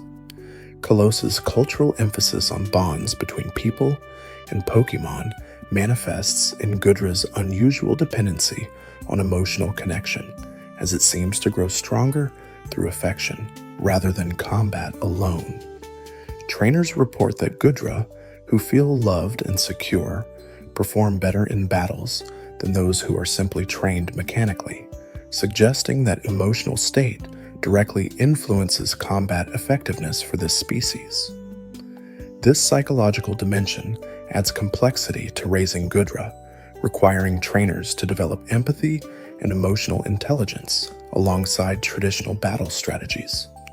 Kommo-o's development in Alola connects to the region's guardian deity system and cultural emphasis on trials that test worthiness rather than simple strength. The totem Pokémon battles that define Alola's gym-equivalent challenges reflect the same philosophy that guides Kommo-o's training, where progression comes through proving oneself against increasingly difficult tests rather than simple level grinding. The rhythmic battle cries that Kommo-o produced during combat echo traditional Hawaiian chants and war dances, creating cultural resonance that makes Kommo-o feel indigenous to Alola rather than imported from elsewhere. The communal training practices of Jangmo-o and Hakamo-o mirror how Alolan people approach raising children and mentoring younger generations, emphasizing that strength grows best in community rather than isolation. The respect that fully evolved Kommo-o show toward worthy opponents reflects Alolan values of honor in combat and recognition that victory means nothing without challenge. Dragapult's ghostly nature fits perfectly into Galar's industrial Gothic aesthetic, where ancient castles and modern stadiums exist side by side, where history haunts the present through architecture and tradition. The extinct nature of Dreepy's original species connects to themes of industrial revolution and environmental change, suggesting that modernization comes with costs measured in lost biodiversity. The symbiotic relationship between Dragapult and the Dreepy it carries speaks to Galarian cultural values around family and mentorship, where older generations feel responsible for training younger ones.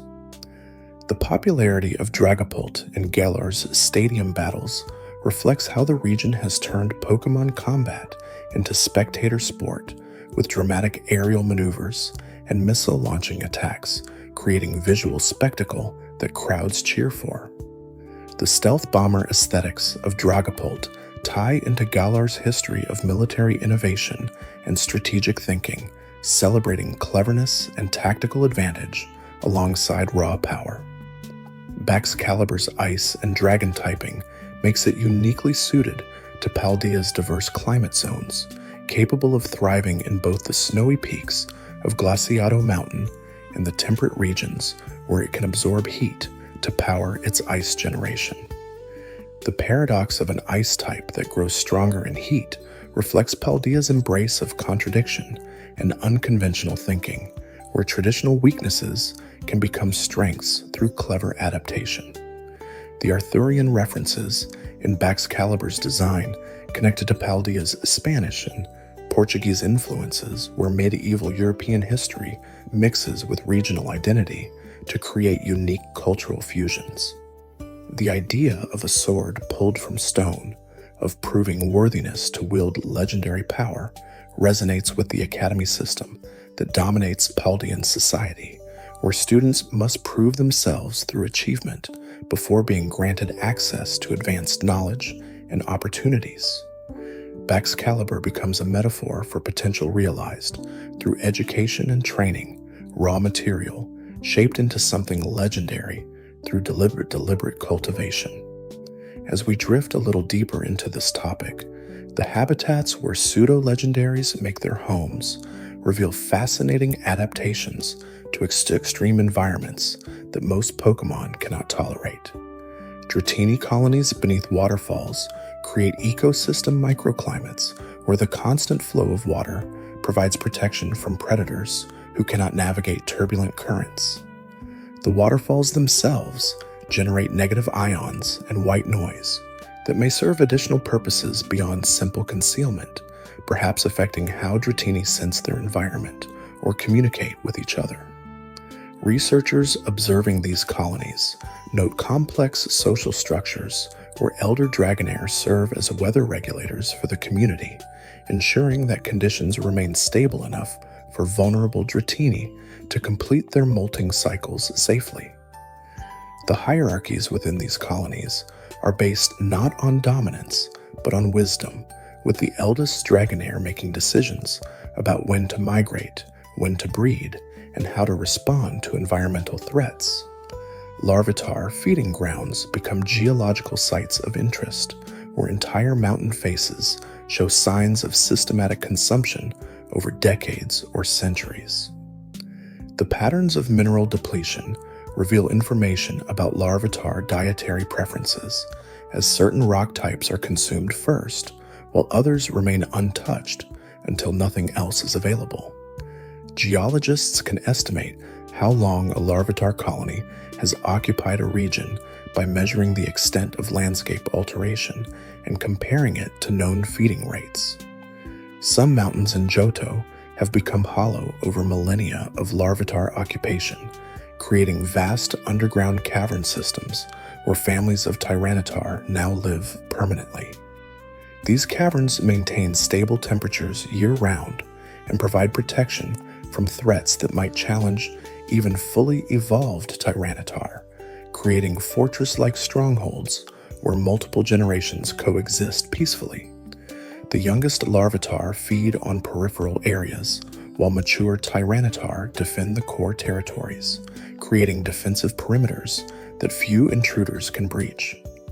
Beldum congregation points on magnetic mountain peaks, creates strange phenomena where compasses spin uselessly and electronic devices malfunction from the concentrated electromagnetic fields. These areas become pilgrimage sites for researchers studying how inorganic life forms develop consciousness and decision-making capabilities. The fact that Beldum gather intentionally, rather than being passively drawn together, suggests a level of social awareness that challenges assumptions about machine-like Pokemon lacking emotion or community instincts. Observers describe witnessing dozens of Beldum floating in synchronized patterns, pulsing with magnetic energy in rhythms that suggest communication or perhaps shared computation. The fusion of two Beldum into Metang appears to happen spontaneously when compatible individuals reach sufficient maturity, their magnetic fields aligning in ways that trigger an irresistible urge to merge. This process happens without external influence or apparent consciousness, raising philosophical questions about whether evolution represents choice or inevitability but for these creatures. Gibal tunnel systems beneath deserts and badlands create underground highways where multiple families travel between hunting grounds and nesting sites. The caves are carved through sandstone with shocking efficiency, Gibal jaws grinding through rock faster than most machines could manage. The tunnels follow water tables and mineral veins, suggesting that Gibal can sense resource distribution underground and plan their excavations strategically. Gabit expand these tunnel networks, creating chambers where they hoard collected treasures and materials. The treasures themselves serve no practical purpose, but seem to fulfill some psychological need, with Gabit becoming distressed if their hoards are disturbed or stolen. Garchomp inherit these treasure chambers when they evolve, often abandoning them to create new territories elsewhere, leaving behind underground vaults filled with gems, metal, and interesting stones that future Gibal may discover and claim. Dano dens exist in perpetual darkness, caves so deep that no natural light penetrates, creating environments where blindness becomes an advantage rather than a disability. The acoustics in these caves amplify sound in strange ways, allowing Dano to echolocate with surprising precision despite their limited senses. Family groups of Dano stay close together, their constant biting and jostling serving as a form of physical communication that reinforces social bonds. Zweilous pairs within these groups develop complex relationships where the two heads must negotiate for control over their shared body, creating internal dynamics that outsiders can barely comprehend. The emergence of a Hydreigon from these dark caves into sunlight represents a transformative moment where the creature must adapt to sensory input it has never experienced, learning to integrate vision with the acoustic mapping that defined its early existence. Gumi populations thrive in wetland environments where standing water and frequent precipitation create humidity levels that prevent their membranes from drying out.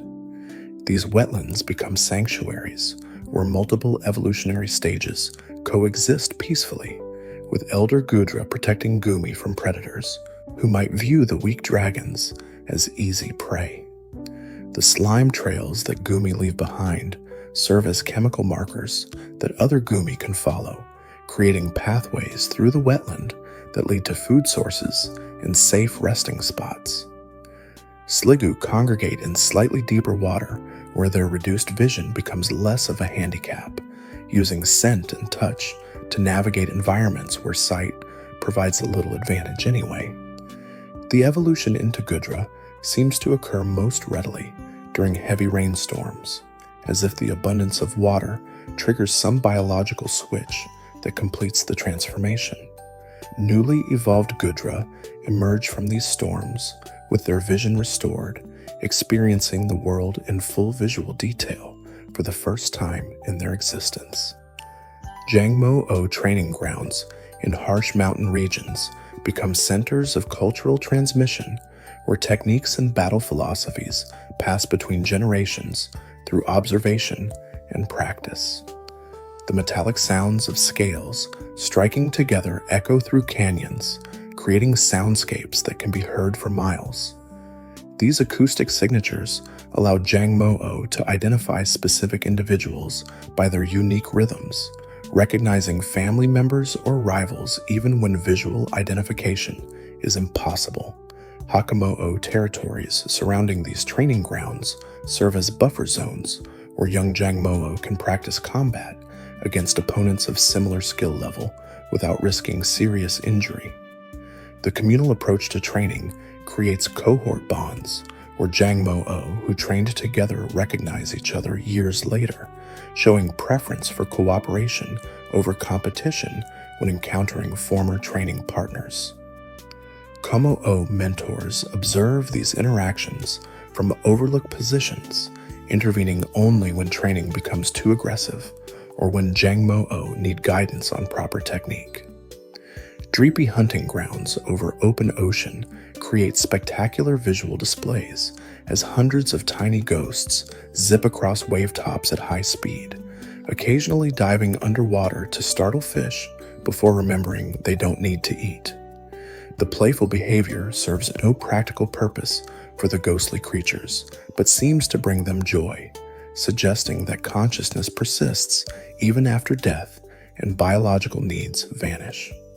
Dracloak patrol these areas, adopting Dreepy, who seem lost or directionless, providing them with purpose through partnership and training. The relationship between Dracloak and their Dreepy passengers grows so strong that separation causes genuine distress, with Dracloak becoming listless and unresponsive until they find a new partner to mentor. Dragapult families create hierarchies based on speed and aerial agility, with the fastest individuals earning leadership positions within larger groups. The flocks of Dreepy that gather around these elite Dragapult form waiting lists of sorts, young ghosts hoping for the opportunity to train with the best mentors available. Frigibax populations in Paldean forests create microclimate zones where temperature drops noticeably within their territory, frost forming on vegetation even during summer months. The cooling effect they generate serves multiple purposes, preserving food supplies and creating comfortable environmental conditions, while also deterring fire-type Pokémon who might otherwise compete for the same ecological niche. Arctibax expand these territories aggressively, challenging any Pokémon who enters their claimed regions, regardless of type advantage or size. The ice masks they form across their faces serve both as protection and as psychological warfare, creating featureless visages that unnerve opponents and hide emotional tells that might reveal strategy. Baxcalibur claim the peaks of the highest mountains, establishing kingdoms of ice where they reign as undisputed apex predators. The frozen breath they release transforms entire cliff faces into sheets of ice that remain solid even in direct sunlight, creating permanent alterations to geography that mark their territories for years after they leave or die. The dietary requirements of pseudo-legendaries create interesting ecological pressures that shape the regions where they live.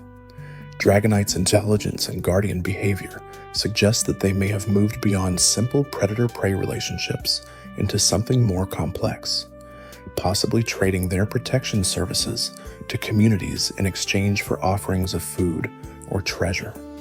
Historical records in Kanto describe villages that maintained relationships with specific Dragonite, who would appear during storms to help fishermen return safely, receiving gifts of the best catches in return. This proto-domestication never developed into full partnership, but created mutual understanding that benefited both species. Modern Dragonite continue these patterns instinctively, helping people in distress even without expectation of reward, as if millennia of cooperation bred altruism into their genetic line. Tyranitar's consumption of mountains creates deforested zones and geological instability that other Pokémon must adapt to or abandon. The empty valleys left behind become ecological blank slates where new plant and animal communities can develop without competition from established species. Some ecologists argue that Tyranitar serve as natural reset mechanisms that prevent ecological stagnation, forcing biodiversity through periodic disruption. The counter-argument points to the loss of habitat for species that cannot adapt quickly to rapidly changing landscapes, suggesting that Tyranitar create more harm than benefit. The debate continues among researchers who study the long-term impacts of pseudo-legendary populations on their environments, with no clear consensus about whether their presence improves or damages ecosystem health. Metagross feeding patterns remain mysterious, as their inorganic bodies appear not to require traditional nutrition. Researchers theorize that Metagross may absorb trace metals from their environment through contact, slowly accumulating resources they need to maintain their bodies, or perhaps to fuel the computational processes their brains perform. The preference for magnetic mountains might relate to higher concentrations of ferrous materials that Metagross find easier to absorb. Alternatively, Metagross might not need to feed at all after reaching final evolution, their bodies achieving a stable state that requires no external input to maintain. This possibility raises questions about whether Metagross are truly alive in traditional biological sense, or if they represent something between organic life and mechanical construct, consciousness emerging from patterns rather than from chemistry. Garchomp hunting strategies involve ambush from beneath sand or soil, bursting upward to catch prey before it can react. The shockwave created by a Garchomp erupting from underground can stun multiple targets simultaneously, allowing the dragon to select the best prey item while others remain incapacitated. This hunting method shapes prey evolution in regions where Garchomp live, with many species developing behaviors that avoid open ground or that test soil stability before committing to crossing exposed areas. The arms race between Garchomp ambush tactics and prey countermeasures drives ecological complexity, creating niche opportunities for species that can exploit either side of the predator-prey dynamic. Some smaller Pokémon have evolved to follow Garchomp at safe distances, scavenging from kills too large for a single dragon to consume, or picking off prey stunned by shockwaves but not selected as primary targets. Hydreigon feeding frenzies become legendary local disasters, where the three-headed dragon descends on an area and consumes everything edible before moving on. The indiscriminate destruction makes Hydreigon one of the most feared wild Pokémon, with historical records describing evacuations when Hydreigon were spotted approaching settlements. The voracious appetite seems linked to the energy requirements of maintaining 3 brains in a powerful body, creating caloric needs that demand constant hunting. Some researchers suggest that Hydreigon aggression stems not from malice, but from perpetual hunger, that their evolution created metabolic demands their environment cannot sustainably support. This theory proposes that trained Hydreigon become gentler because regular feeding from trainers satisfies nutritional needs that wild Hydreigon can never consistently meet, transforming the dragon from desperate scavenger into well-fed partner. Goodra dietary preferences lean toward plants and fruits rather than meat, making them one of the few pseudo-legendaries whose feeding creates minimal negative impact on their environment. The slime they produce contains nutrients that enrich soil where they rest, creating small-scale fertilization effects that benefit plant life. Some farmers in Kalos intentionally encourage Goodra to nest near their fields, recognizing that the dragon's presence improves crop yields through unintended fertilization. This mutually beneficial relationship creates protection for Goodra populations that might otherwise be threatened by humans fearing dragon-type Pokémon.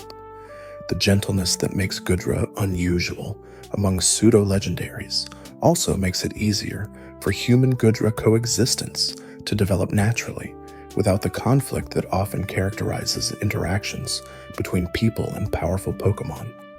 Kommo-o hunting groups demonstrate sophisticated coordination rarely seen in dragon-type Pokémon, with individuals taking specific roles based on their scale's resonance frequencies.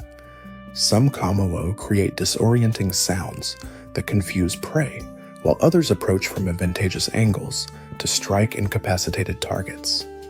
The communal approach to hunting ensures that even less capable individuals receive shares of kills, distributing resources based on need rather than individual contribution. Elderly Kommo-o, who can no longer hunt, effectively remain integrated into groups, receiving food from younger members who benefit from the elders' experience and guidance. This social support system creates long-term group stability and allows knowledge transmission that wouldn't occur in species where the weak are abandoned or driven away.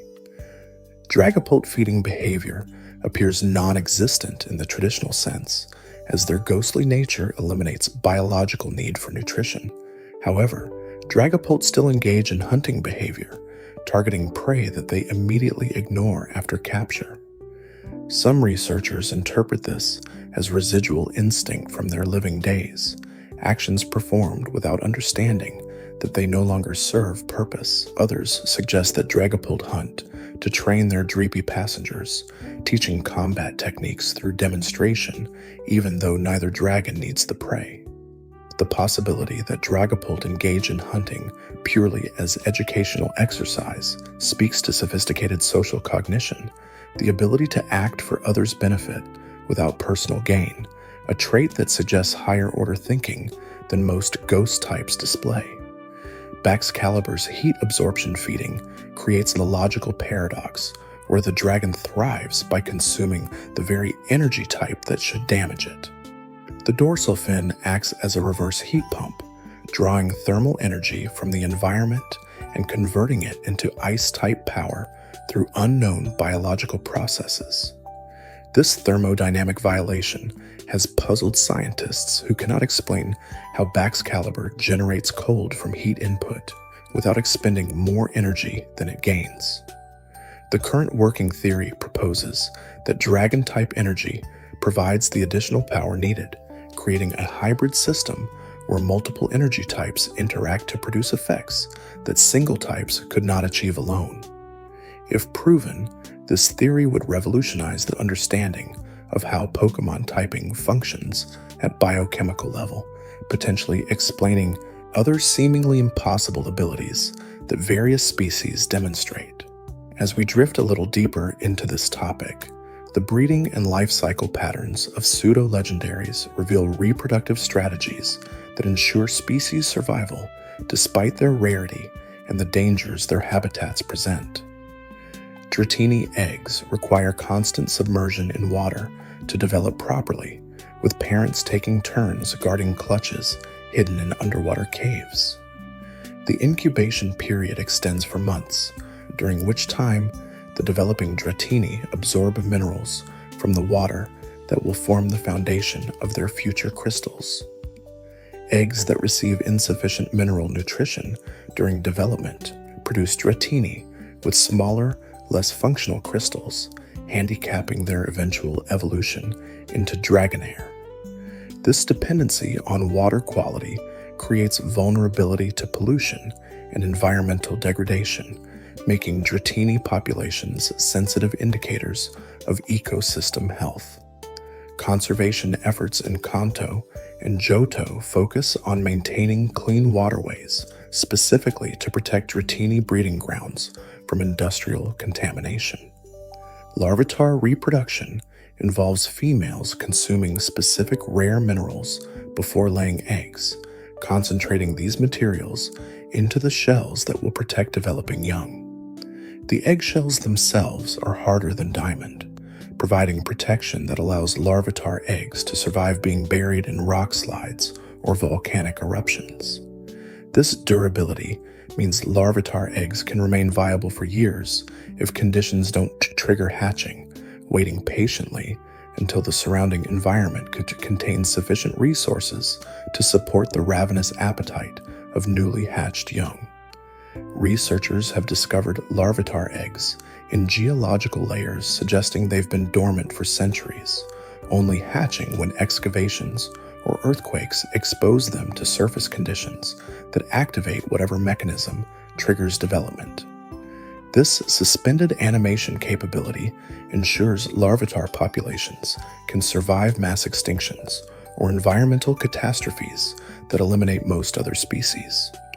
Beldam reproduction challenges traditional understanding of what reproduction means, as the process involves neither sexual recombination nor simple cloning, but something between the two.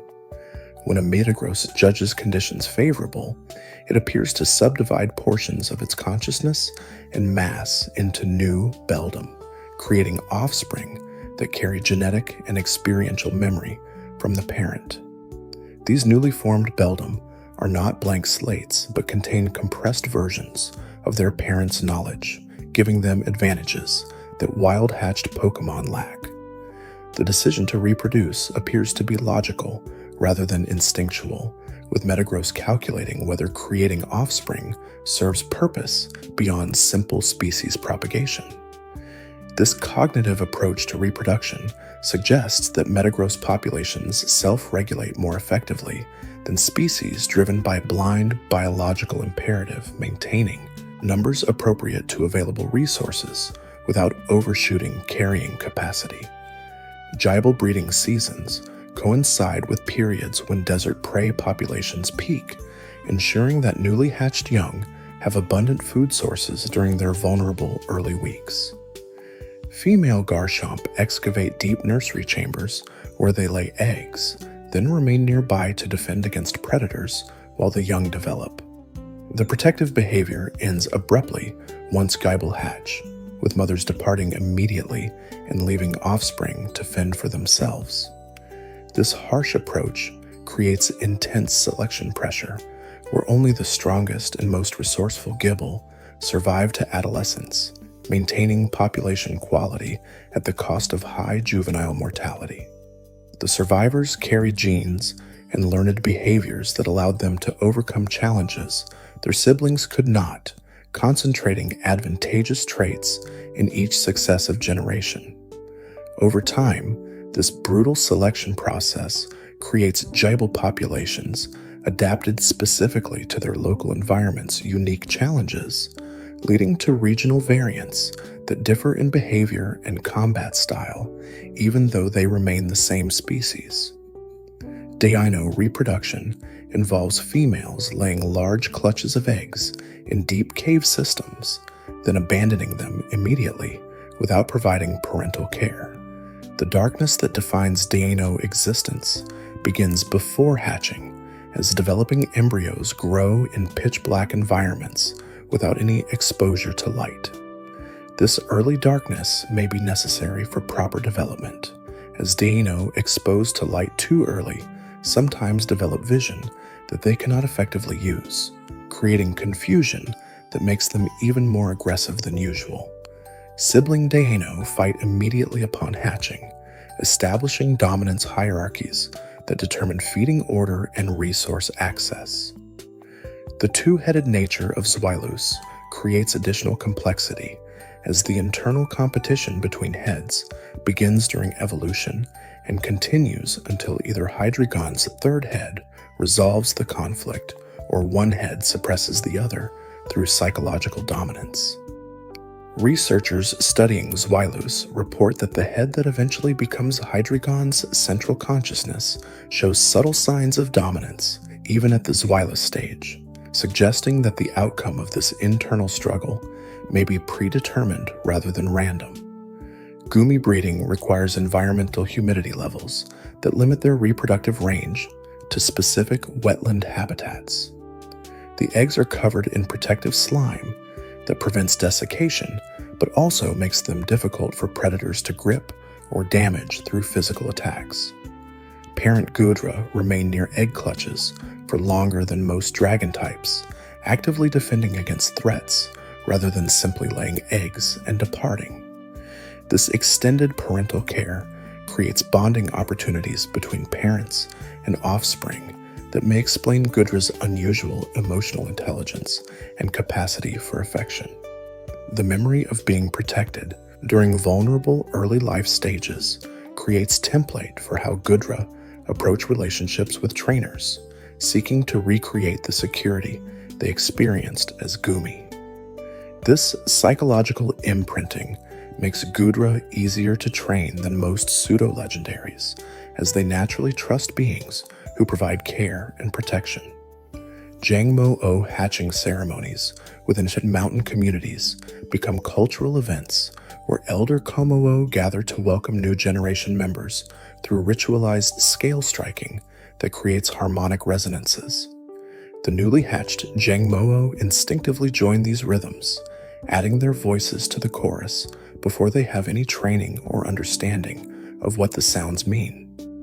This instinctual participation suggests that the musical combat language of Kommo-o lines contains innate components, patterns programmed into their biology that manifest automatically given proper environmental triggers.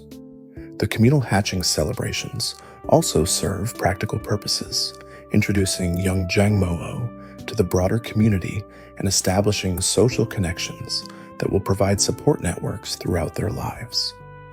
The bonds formed during these early ceremonies often persist through evolution, with Kommo-o maintaining special relationships with cohort members they celebrated with as hatchlings. Dreepy reproduction presents biological impossibility that scientists cannot adequately explain, as ghosts should not be capable of producing offspring in traditional sense. The working theory suggests that when Dragapult populations decline below critical thresholds, deceased Dreepy from previous generations spontaneously manifest to restore balance, drawn back into existence by needs of living. Dragapult, who require passengers to fulfill their caregiving instincts. This supernatural reproduction implies that Dreepy exists simultaneously as physical creatures and as spiritual entities, able to transition between states depending on population dynamics and environmental conditions. The implications of this dual existence challenge fundamental assumptions about life, death, and consciousness within the Pokemon world, suggesting that boundaries between living and dead may be more permeable than previously understood. If Dreepy can return from death when needed, what prevents other ghost types from doing the same? Are all ghost types failed attempts at resurrection, or are Dreepy unique in their ability to navigate between worlds? Frigiback's reproduction follows seasonal patterns timed to coincide with periods when ambient temperatures are most favorable for their heat absorption metabolisms. Eggs are buried in warm sand or soil, absorbing thermal energy throughout development until they contain enough stored heat to trigger hatching. The young Frigibacks emerge with their dorsal fins already functional, immediately beginning the energy conversion process that will define their existence.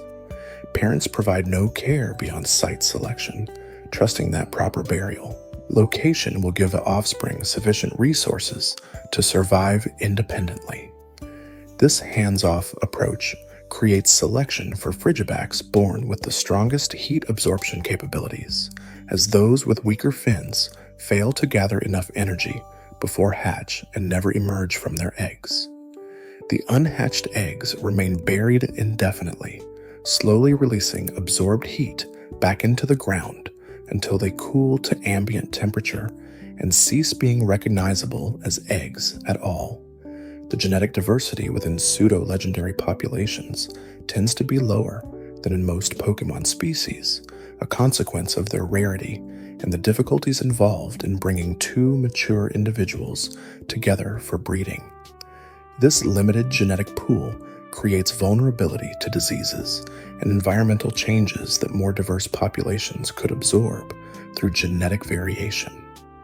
Conservation biologists worry that pseudo-legendary species may face extinction risks that their power and individual resilience cannot overcome, as catastrophic events that eliminate most of a population might leave too few survivors to maintain viable breeding populations. Some regions have established breeding programs specifically for pseudo-legendaries, attempting to preserve genetic material and ensure species survival even if wild populations collapse. These programs face ethical questions about whether creating pseudo-legendaries in captivity for potential reintroduction serves conservation or simply satisfies human desire to control nature. The average lifespan of pseudo-legendaries remains uncertain, as few researchers have maintained observation programs long enough to document natural deaths from old age. Anecdotal reports from multi-generational trainer families suggest that Dragonite can live for at least 200 years while maintaining full physical capability, implying that dragon types in general may experience negligible senescence. Metagross might be functionally immortal given their mechanical nature, as they would not experience cellular breakdown that leads to organic death. Periodic maintenance replacing damaged components could theoretically allow a Metagross to persist indefinitely unless catastrophic damage destroys it completely. The philosophical implications of Metagross immortality raise questions about whether consciousness requires mortality to be meaningful, whether an eternal machine mind experiences existence differently than creatures who know their time is finite. The legends and folklore surrounding pseudo-legendaries often exaggerate their capabilities, but occasionally contain kernels of truth that scientific observation confirms. Stories of Dragonite circling the world in hours seemed like myth until researchers measured speeds that validated such claims. Tales of Tyranitar that destroyed mountains were dismissed as hyperbole until geological surveys documented landscape changes consistent with sustained Tyranitar feeding. The intelligence attributed to Metagross by ancient texts matches modern cognitive testing that places their problem-solving ability above most organic life. These convergences between legend and reality suggest that pseudo-legendary interactions with humans have been significant enough to leave cultural marks, that these creatures impress themselves onto human consciousness in ways that most Pokémon did not. The reasons for this special status likely relate to their rarity, making each encounter memorable, their power making them feared and respected, and their late evolution creating clear narratives of transformation that humans could recognize and relate to in their own lives. The role of pseudo-legendaries in ancient warfare shaped how civilizations rose and fell, as armies with trained Garchomp or Salamence held overwhelming advantages that determined battles before they began. Historical accounts describe conflicts where the side possessing a single Dragonite could break sieges or defend fortifications against vastly superior numbers. The strategic value of pseudo-legendaries made them targets for assassination and theft, with entire operations designed around neutralizing enemy pseudo-legendaries before conventional forces engaged. Some kingdoms established elite units specifically for raising pseudo-legendaries from eggs, creating military traditions where mastering dragon training became pathway to nobility and power. The decline of these Dragon Knight orders in modern times reflects how Pokémon battles became formalized and regulated, removing the life or death stakes that made pseudo-legendary control a matter of national survival. The evolution of competitive battling strategies around pseudo-legendaries traces back to the earliest tournaments, where trainers first realized that these creatures represented different tier of power. The initial metagame centered almost entirely around Dragonite, as it was the only pseudo-legendary available, and its dragon typing gave it resistances that few moves could exploit effectively. Ice-type moves were rare, and often locked to water types who couldn't necessarily use them effectively, creating situations where Dragonite could sweep entire teams without facing significant resistance. The introduction of Tyranitar in Generation 2 added rock typing into pseudo-legendary calculations, creating a creature that could switch into Dragonite's attacks and threaten it with rock-type damage. This predator-prey relationship between successive pseudo-legendaries established a pattern that would repeat across generations, where new pseudo-legendaries checked previous ones while being checked by those that came after. Metagross revolutionized competitive play by demonstrating that pseudo-legendaries didn't need to be dragon types to dominate the metagame. Its steel and psychic typing created defensive profile that walled most of the Generation 3 roster, while its attack stat allowed it to function as physical sweeper, despite psychic types, traditionally being special attackers. The introduction of abilities in Generation 3 gave Metagross clear body, preventing stat drops that might otherwise limit its longevity in extended battles. This defensive utility, combined with offensive pressure, made Metagross nearly mandatory on serious competitive teams, centralizing the metagame around whether you had Metagross and how you planned to deal with opponents' Metagross. The mirror matches between two Metagross often decided games, with whoever managed their Metagross better throughout the battle gaining decisive advantages that carried through to endgame scenarios. Garchomp's arrival created immediate controversy in competitive circles due to its combination of high speed, high attack, and acceptable bulk that seemed to lack obvious counterplay. The Sand Veil ability that increased evasion during sandstorms added randomness that competitive players generally disliked, as matches could be decided by whether attacks hit rather than by strategic decision-making. The calls to ban Garchomp from competitive play created splits within the community between those who believed its power level broke competitive balance and those who argued that sufficient counterplay existed if teams were built properly. The eventual compromise involved banning Sand Veil Garchomp while allowing those with rough skin, creating interesting dynamic where ability choice determined whether Garchomp was legal for certain tournament formats. This precedent established that pseudo-legendaries weren't automatically acceptable in all competitive contexts, that their power could cross lines that made games less enjoyable even if they were technically beatable. The dual pseudo-legendary releases of Generation 5 created an interesting metagame diversity, as Hydreigon and Haxorus filled different roles despite similar stat totals. Hydreigon's special attacking power and dark typing made it perfect for breaking through defensive cores that tried to stall games, while Haxorus's pure physical power threatened to punch through teams that relied on bulk rather than speed.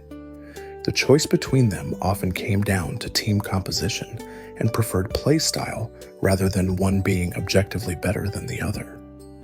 This healthy competition between two pseudo-legendaries in the same generation prevented either from becoming completely centralizing, as teams built to stop one often struggled against the other.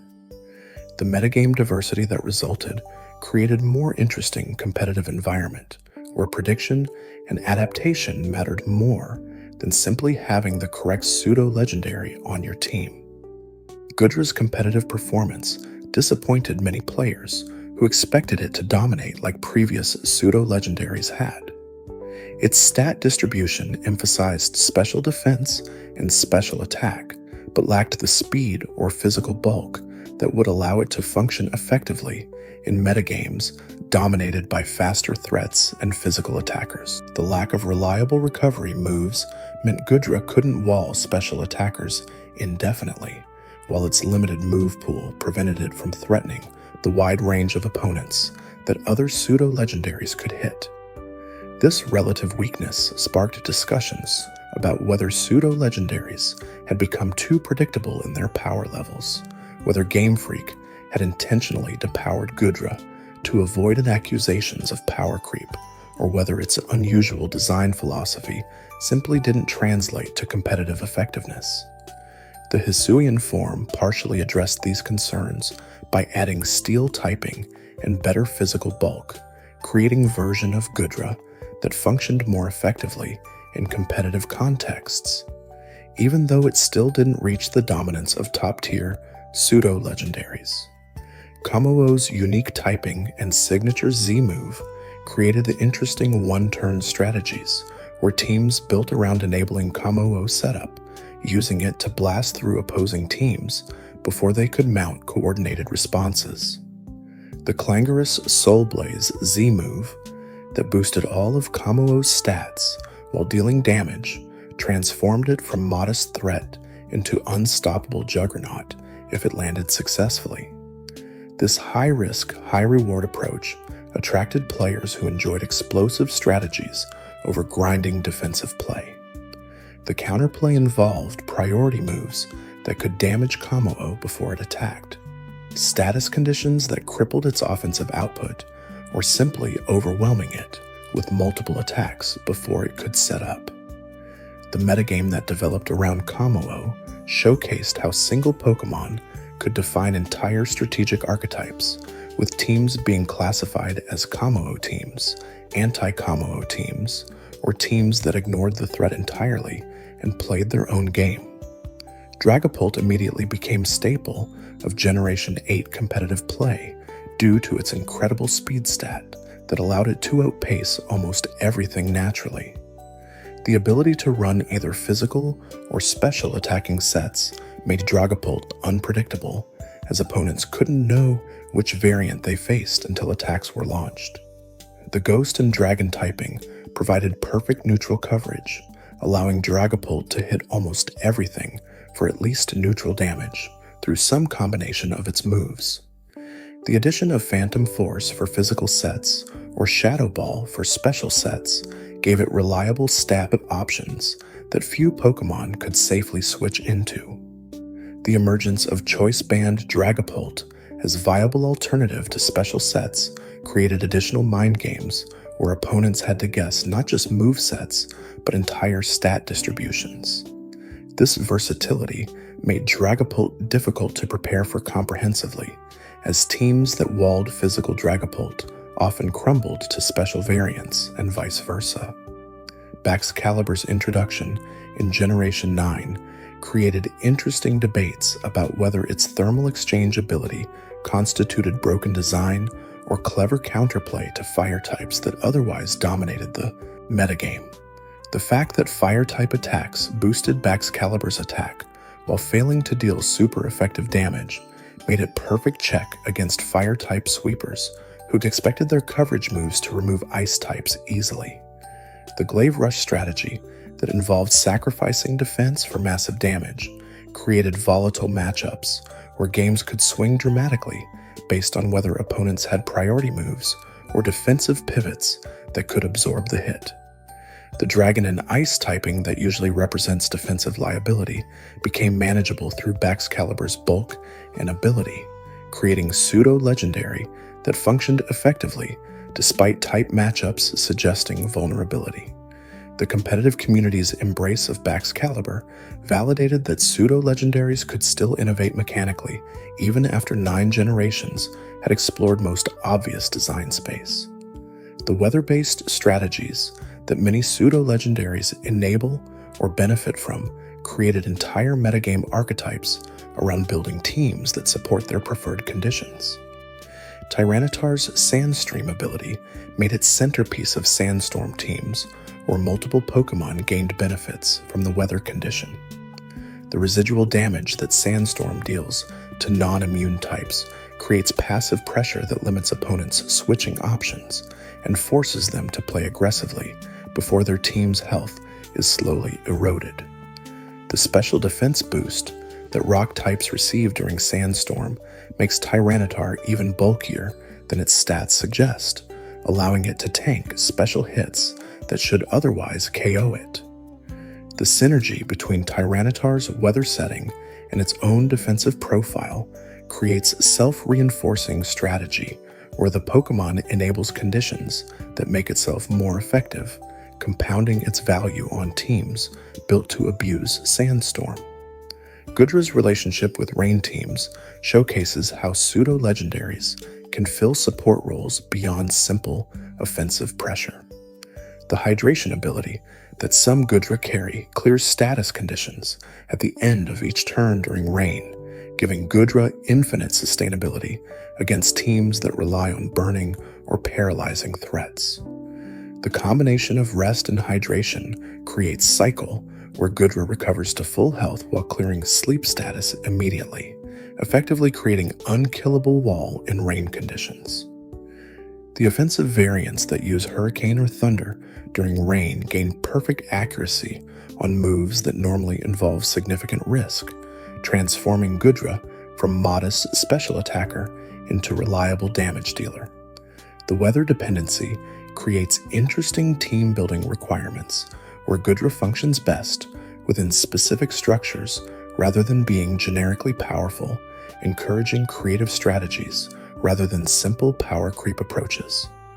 The entry hazard game revolves significantly around pseudo-legendaries, as their bulk and power make them ideal for forcing switches that accumulate residual damage from Stealth Rock or Spikes. Tyranitar's ability to set Stealth Rock while threatening opposing teams creates compressed roles where single Pokémon fulfills multiple functions simultaneously. The need to maintain entry hazards while preventing opponents from setting their own creates chess-like positioning battles where pseudo-legendaries serve as key pieces that must be preserved or sacrificed strategically. The prevalence of Stealth Rock in competitive play particularly affects Salamence and Charizard, who take heavy damage from switching in, creating dynamic or powerful pseudo-legendaries require support from Rapid Spin or Defog users to function at full effectiveness. This interdependency prevents pseudo-legendaries from operating as standalone win conditions, requiring team synergy and strategic planning beyond simply having strong individual Pokémon. The choice item meta surrounding pseudo-legendaries creates high-stakes prediction games where correct reads lead to overwhelming advantages, while mistakes create liabilities that opponents can exploit. Choice. Banned Garchomp hits hard enough that few Pokémon survive its Earthquake or Outrage, but being locked into moves creates opportunities for opponents to switch in resists or immunities that completely shut down its offensive pressure. The Choice Scarf variants that trade power for speed create different threat profiles where previously slow pseudo-legendaries suddenly outspeed and eliminate opponents before they can retaliate. The mind games involved in predicting whether opponents run choice items, and if so, which variant, adds layers of complexity to competitive play, where reading opponents' team strategy becomes as important as executing your own game plan. The defensive utility that some pseudo-legendaries provide often gets overlooked in favor of their offensive capabilities, but their bulk and typing allow them to check threats that few other Pokémon can handle safely. Metagross walls fairy types that threaten most dragon types, creating glue that holds dragon-heavy teams together against fairy-type counters. Goodra checks special attackers that would otherwise blast through offensive teams, providing defensive insurance that allows more aggressive team compositions to function. Tyranitar's ability to trap and eliminate ghost and psychic types through pursuit creates utility that goes beyond simple damage numbers, removing threats from the field permanently rather than forcing them to switch. These defensive roles don't generate highlight reels or flashy plays, but they enable team strategies that would otherwise be impossible, showcasing how pseudo-legendaries contribute to competitive play through diverse means, rather than just overwhelming offense. The doubles and VGC formats that emphasize team synergy over individual power create different contexts where pseudo-legendaries must adapt to succeed. The ability to target specific opponents while receiving support from partners changes optimal movesets and strategies significantly from singles play. Kommo-o's clangorous Soul Blaze becomes even more devastating in doubles when partners can eliminate the most threatening answers before Kommo-o sets up, creating coordinated strategies that singles formats cannot replicate. Dragapult's Dragon Darts that hit twice becomes particularly valuable in doubles for eliminating both opponents in single turn or for pressuring protected targets through sheer volume of attacks. The restricted formats that limit legendary Pokemon availability make pseudo-legendaries even more valuable in VGC, as they represent the most powerful options available for teams that want late-game closers or mid-game pressure. The breeding and training optimization required to create competitive pseudo-legendaries becomes mini-game within the larger competitive scene, with dedicated players spending hundreds of hours perfecting their specimens. The nature breeding to ensure optimal stat growth requires understanding how base stats interact with individual values and effort values to produce final stat totals. The egg move inheritance that allows pseudo-legendaries to learn moves they cannot access through level up or TM creates breeding chains that span multiple species and generations. The hidden power typing calculations that involve specific IV spreads to produce desired coverage moves. Add mathematical complexity that transforms team building into optimization problem, requiring careful planning and execution. The satisfaction of producing perfectly bred pseudo-legendary with ideal stats, nature, and moveset rivals, the satisfaction of using it successfully in battle, creating dual achievement where both preparation and execution matter equally. The evolution of specific pseudo-legendary archetypes across generations showcases how game designers iterate on successful concepts while trying to maintain freshness and avoid feeling repetitive. The transition from Dragonite to Salamence to Garchomp to Hydreigon to Goodra to Kommo-o to Dragapult represents exploration of different ways to approach high-stat dragon types while keeping each distinct from its predecessors. The shifts in typing, stat distribution, ability selection, and move pool access create unique identities even though all fall under the same pseudo-legendary umbrella. The designer's willingness to experiment with non-dragon pseudo-legendaries like Metagross and future potential variants indicates an understanding that the category should evolve beyond its original dragon-type foundation to explore new mechanical and thematic territory. The regional competitive scenes that develop around pseudo-legendaries create interesting cultural variations in how these Pokemon are used and valued. Japanese competitive play historically emphasized balance and prediction over raw power, leading to strategies that leveraged pseudo-legendary bulk and utility rather than pure offensive pressure. Western competitive scenes often favored aggressive strategies that maximized pseudo-legendary offensive potential, accepting vulnerability in exchange for explosive damage output. The cross-pollination between regional scenes through international tournaments creates hybrid strategies that blend different philosophical approaches, enriching the metagame through cultural exchange and diverse strategic perspectives.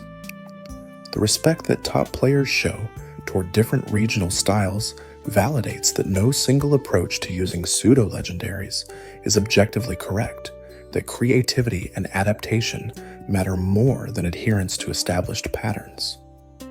Thanks for watching. If you enjoyed drifting through these quiet moments, there's another video waiting on the left of your screen. Let it play while you rest. You might discover something gentle before sleep takes you again.